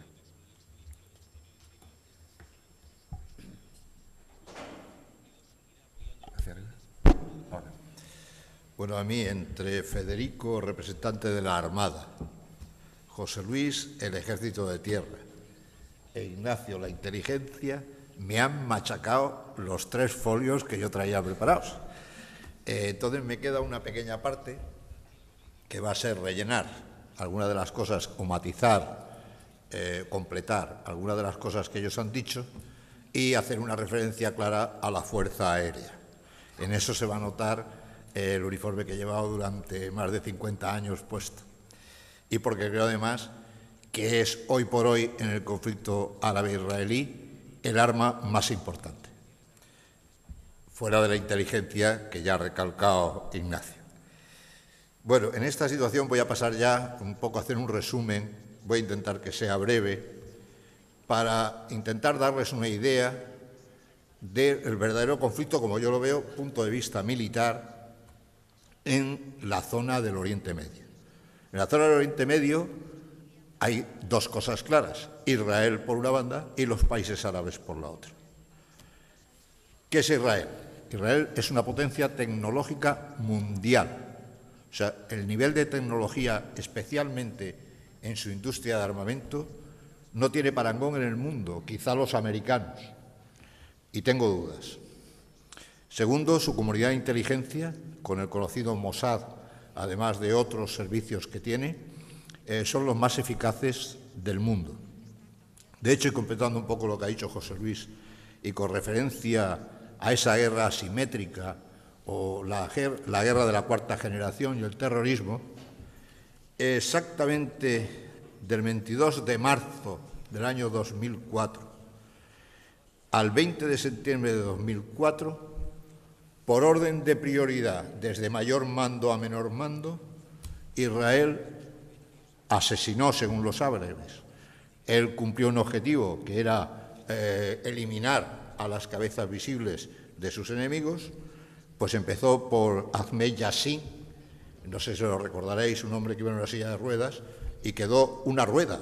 O sea, lo que salió en la imagen después de un ataque con misiles lanzados por un helicóptero, nombraron un sucesor que duró hasta el 17 de abril, nombraron otro que cayó el 21 de octubre, etcétera. O sea, es decir, que Israel sabe cómo combatir esa guerra asimétrica. Segundo, ese nivel tecnológico que decía le permite a Israel, en el área de las armas de destrucción masiva, que es un tema que no se ha tocado, el tener una prioridad absoluta, aunque Israel no admite ni niega que tenga armas nucleares, lo que sí se sabe es que tiene por encima de las 200 cabezas nucleares. Israel tiene el mejor sistema de misiles de lanzamiento, el sistema Jericó, con 3 series de misiles, la serie 1, la serie 2, la serie 3, la más amplia. Con la serie 3 tiene hasta 3.000 kilómetros de alcance. De hecho, ahora mismo, actualmente, una serie de submarinos Daphne los está preparando para poder lanzar misiles en inmersión contra objetivos en tierra. Su contrapuesta en armas de destrucción masiva podría ser Irán.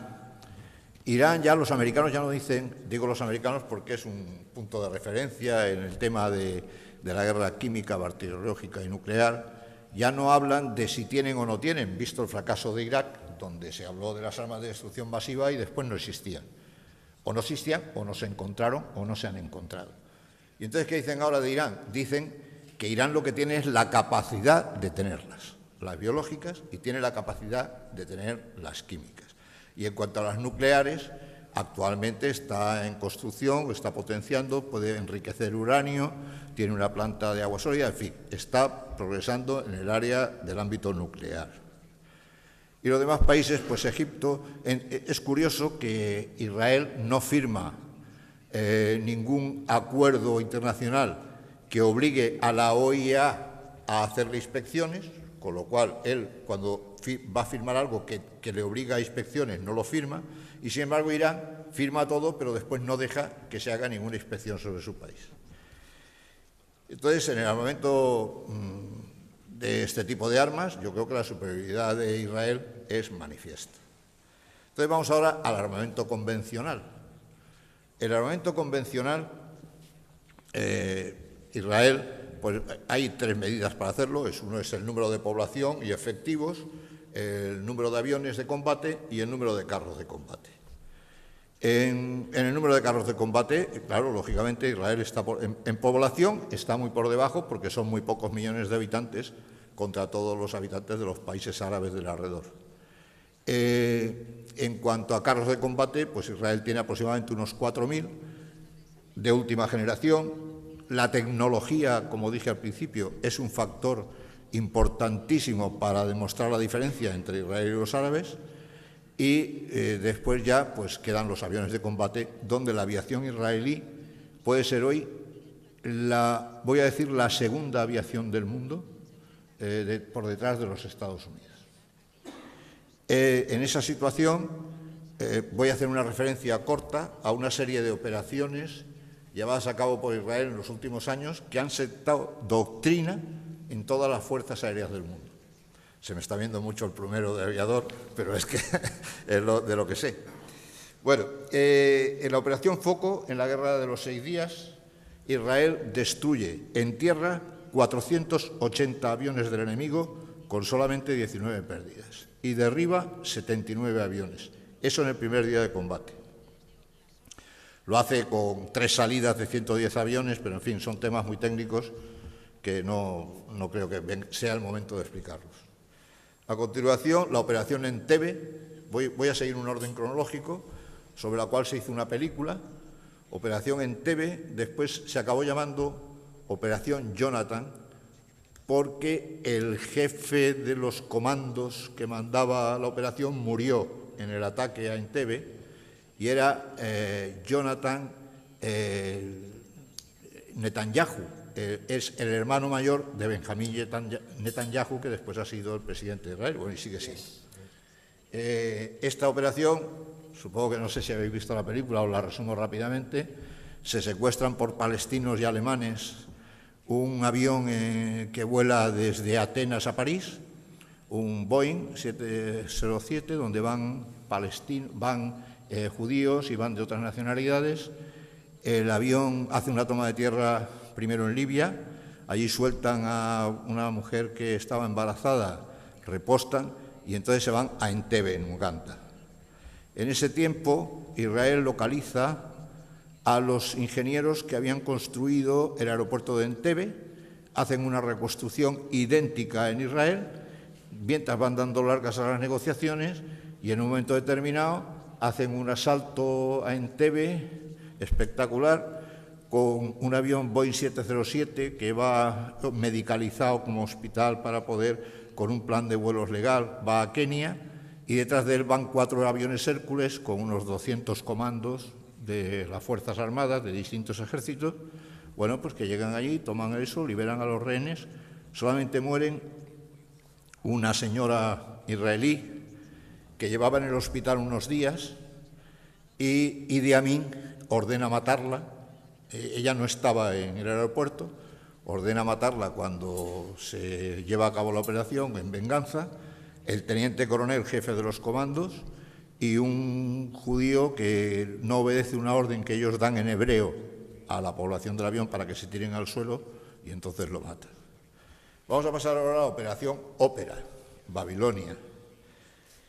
Esta operación está muy relacionada con otra, son parecidas, por eso me la voy a saltar la segunda y la resumo las dos, la operación Huerto. En estas dos operaciones, Israel da un toque de advertencia muy serio a los países árabes que piensen disponer de armamento nuclear. La primera es en Siria, es en Irak, y es a una instalación, y la segunda, la operación Huerto, es a Siria, donde se están construyendo unas centrales nucleares que dicen que para uso civil, pero Israel, por sus servicios de inteligencia, sospecha que no son tal uso civil, sino que además hay detrás de ellas un uso militar. Y entonces, pues, concretamente en la de Irak, son 2 centrales nucleares, la Osiris 1 y la Osiris 2. Los israelitas cogen sus aviones, los pintan como aviones jordanos,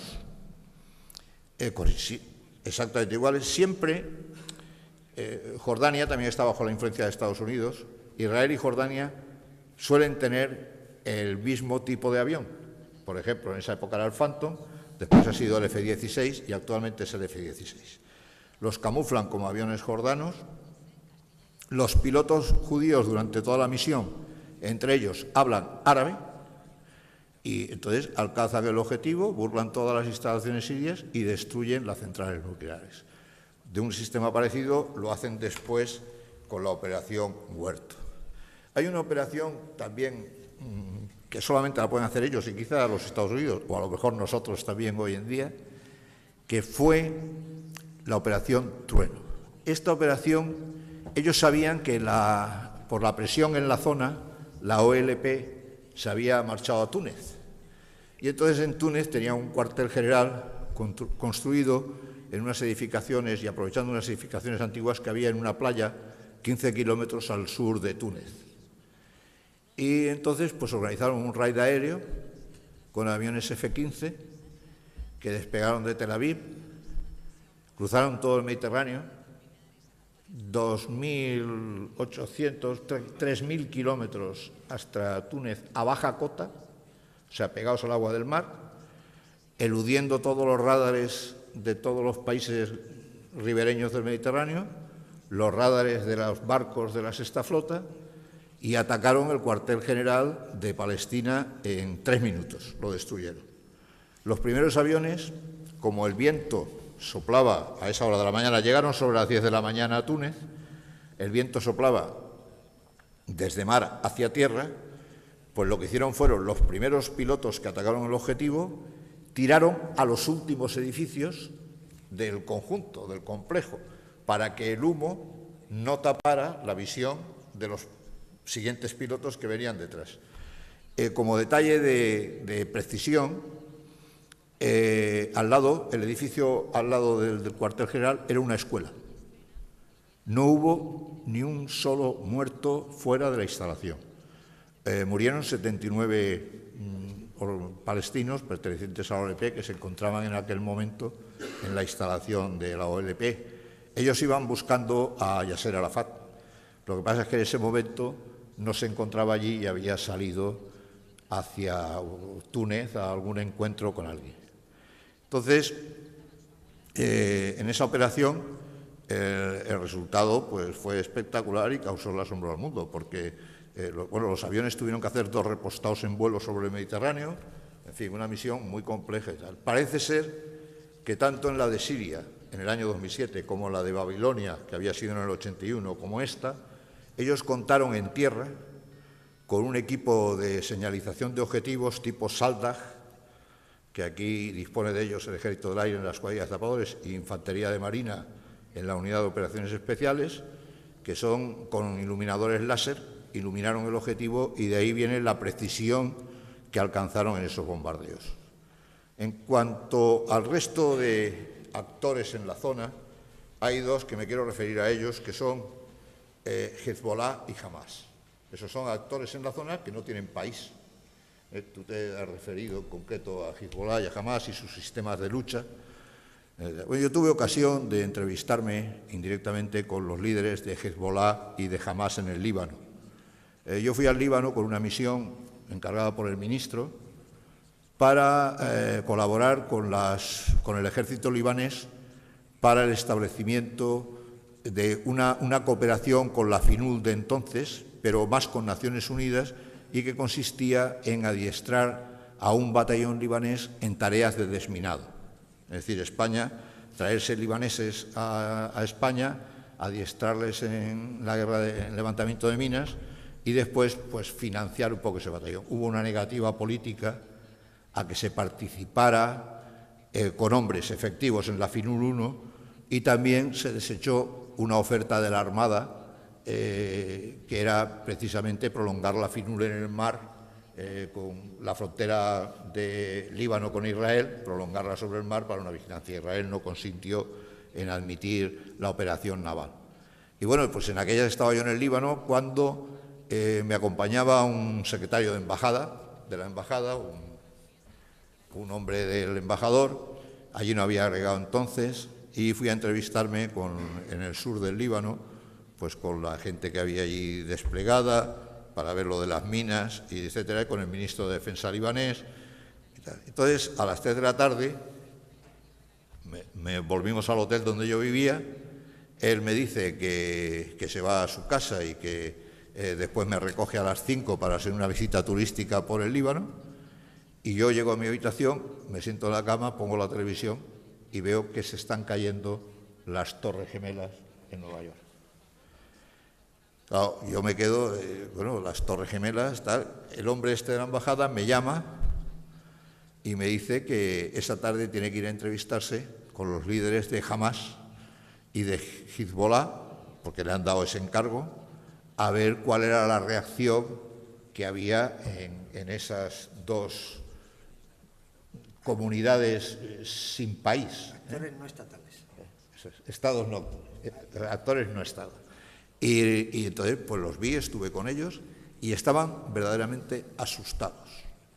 O sea, la palabra es esa. O sea, ellos lo único que se preocupaban de decirnos es que ellos no habían sido, que ellos no tenían nada que ver. Yo después aquí pues vi alguna propaganda en televisión en la cual salían unos niños árabes levantando banderas y cantando y diciendo que viva. Eso desde luego allí no pasaba. Allí estaban en sus casas todos metidos, esperando que lo mismo Israel o alguien les largara un bombazo y se los eliminara, pensando, y entonces toda su obsesión era recalcar que ellos no habían sido, o sea, no tenían otra cosa. Y ya por último, y con eso acabo, es que la crisis de Oriente Medio no es nueva, ya lo ha dicho José Ignacio, empezó a hacer, y ya en los años 50 hay un geoestratega que a mí me gustaba mucho, Cohen, que hablaba de los cinturones de quiebra. Entonces él definía un cinturón de quiebra, el cinturón de quiebra del Líbano, igual que definía otro de los Balcanes, y donde decía que ahí hay una cosa importante que es las mayores reservas petrolíferas del mundo, el choque de 3 culturas y 3 continentes, y donde están presentes todos los poderes que hoy mandan en el mundo actual. Y eso lo decía Cohen en el año 50, y yo creo que es aplicable al año 2007. Y nada más, esto es todo.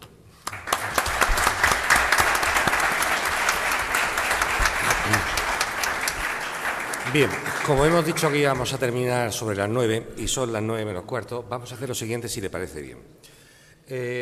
Solo 4 preguntas muy cortas, se hacen a la vez las 4 preguntas, vosotros vais indicando quién responde a una de esas preguntas, cada uno responde a una. Bueno, me refiero que como mucho 4 preguntas muy cortitas y 4 respuestas más cortas todavía. ¿Estamos de acuerdo, general? Sí, totalmente. Que yo no contesto ninguna. A ver,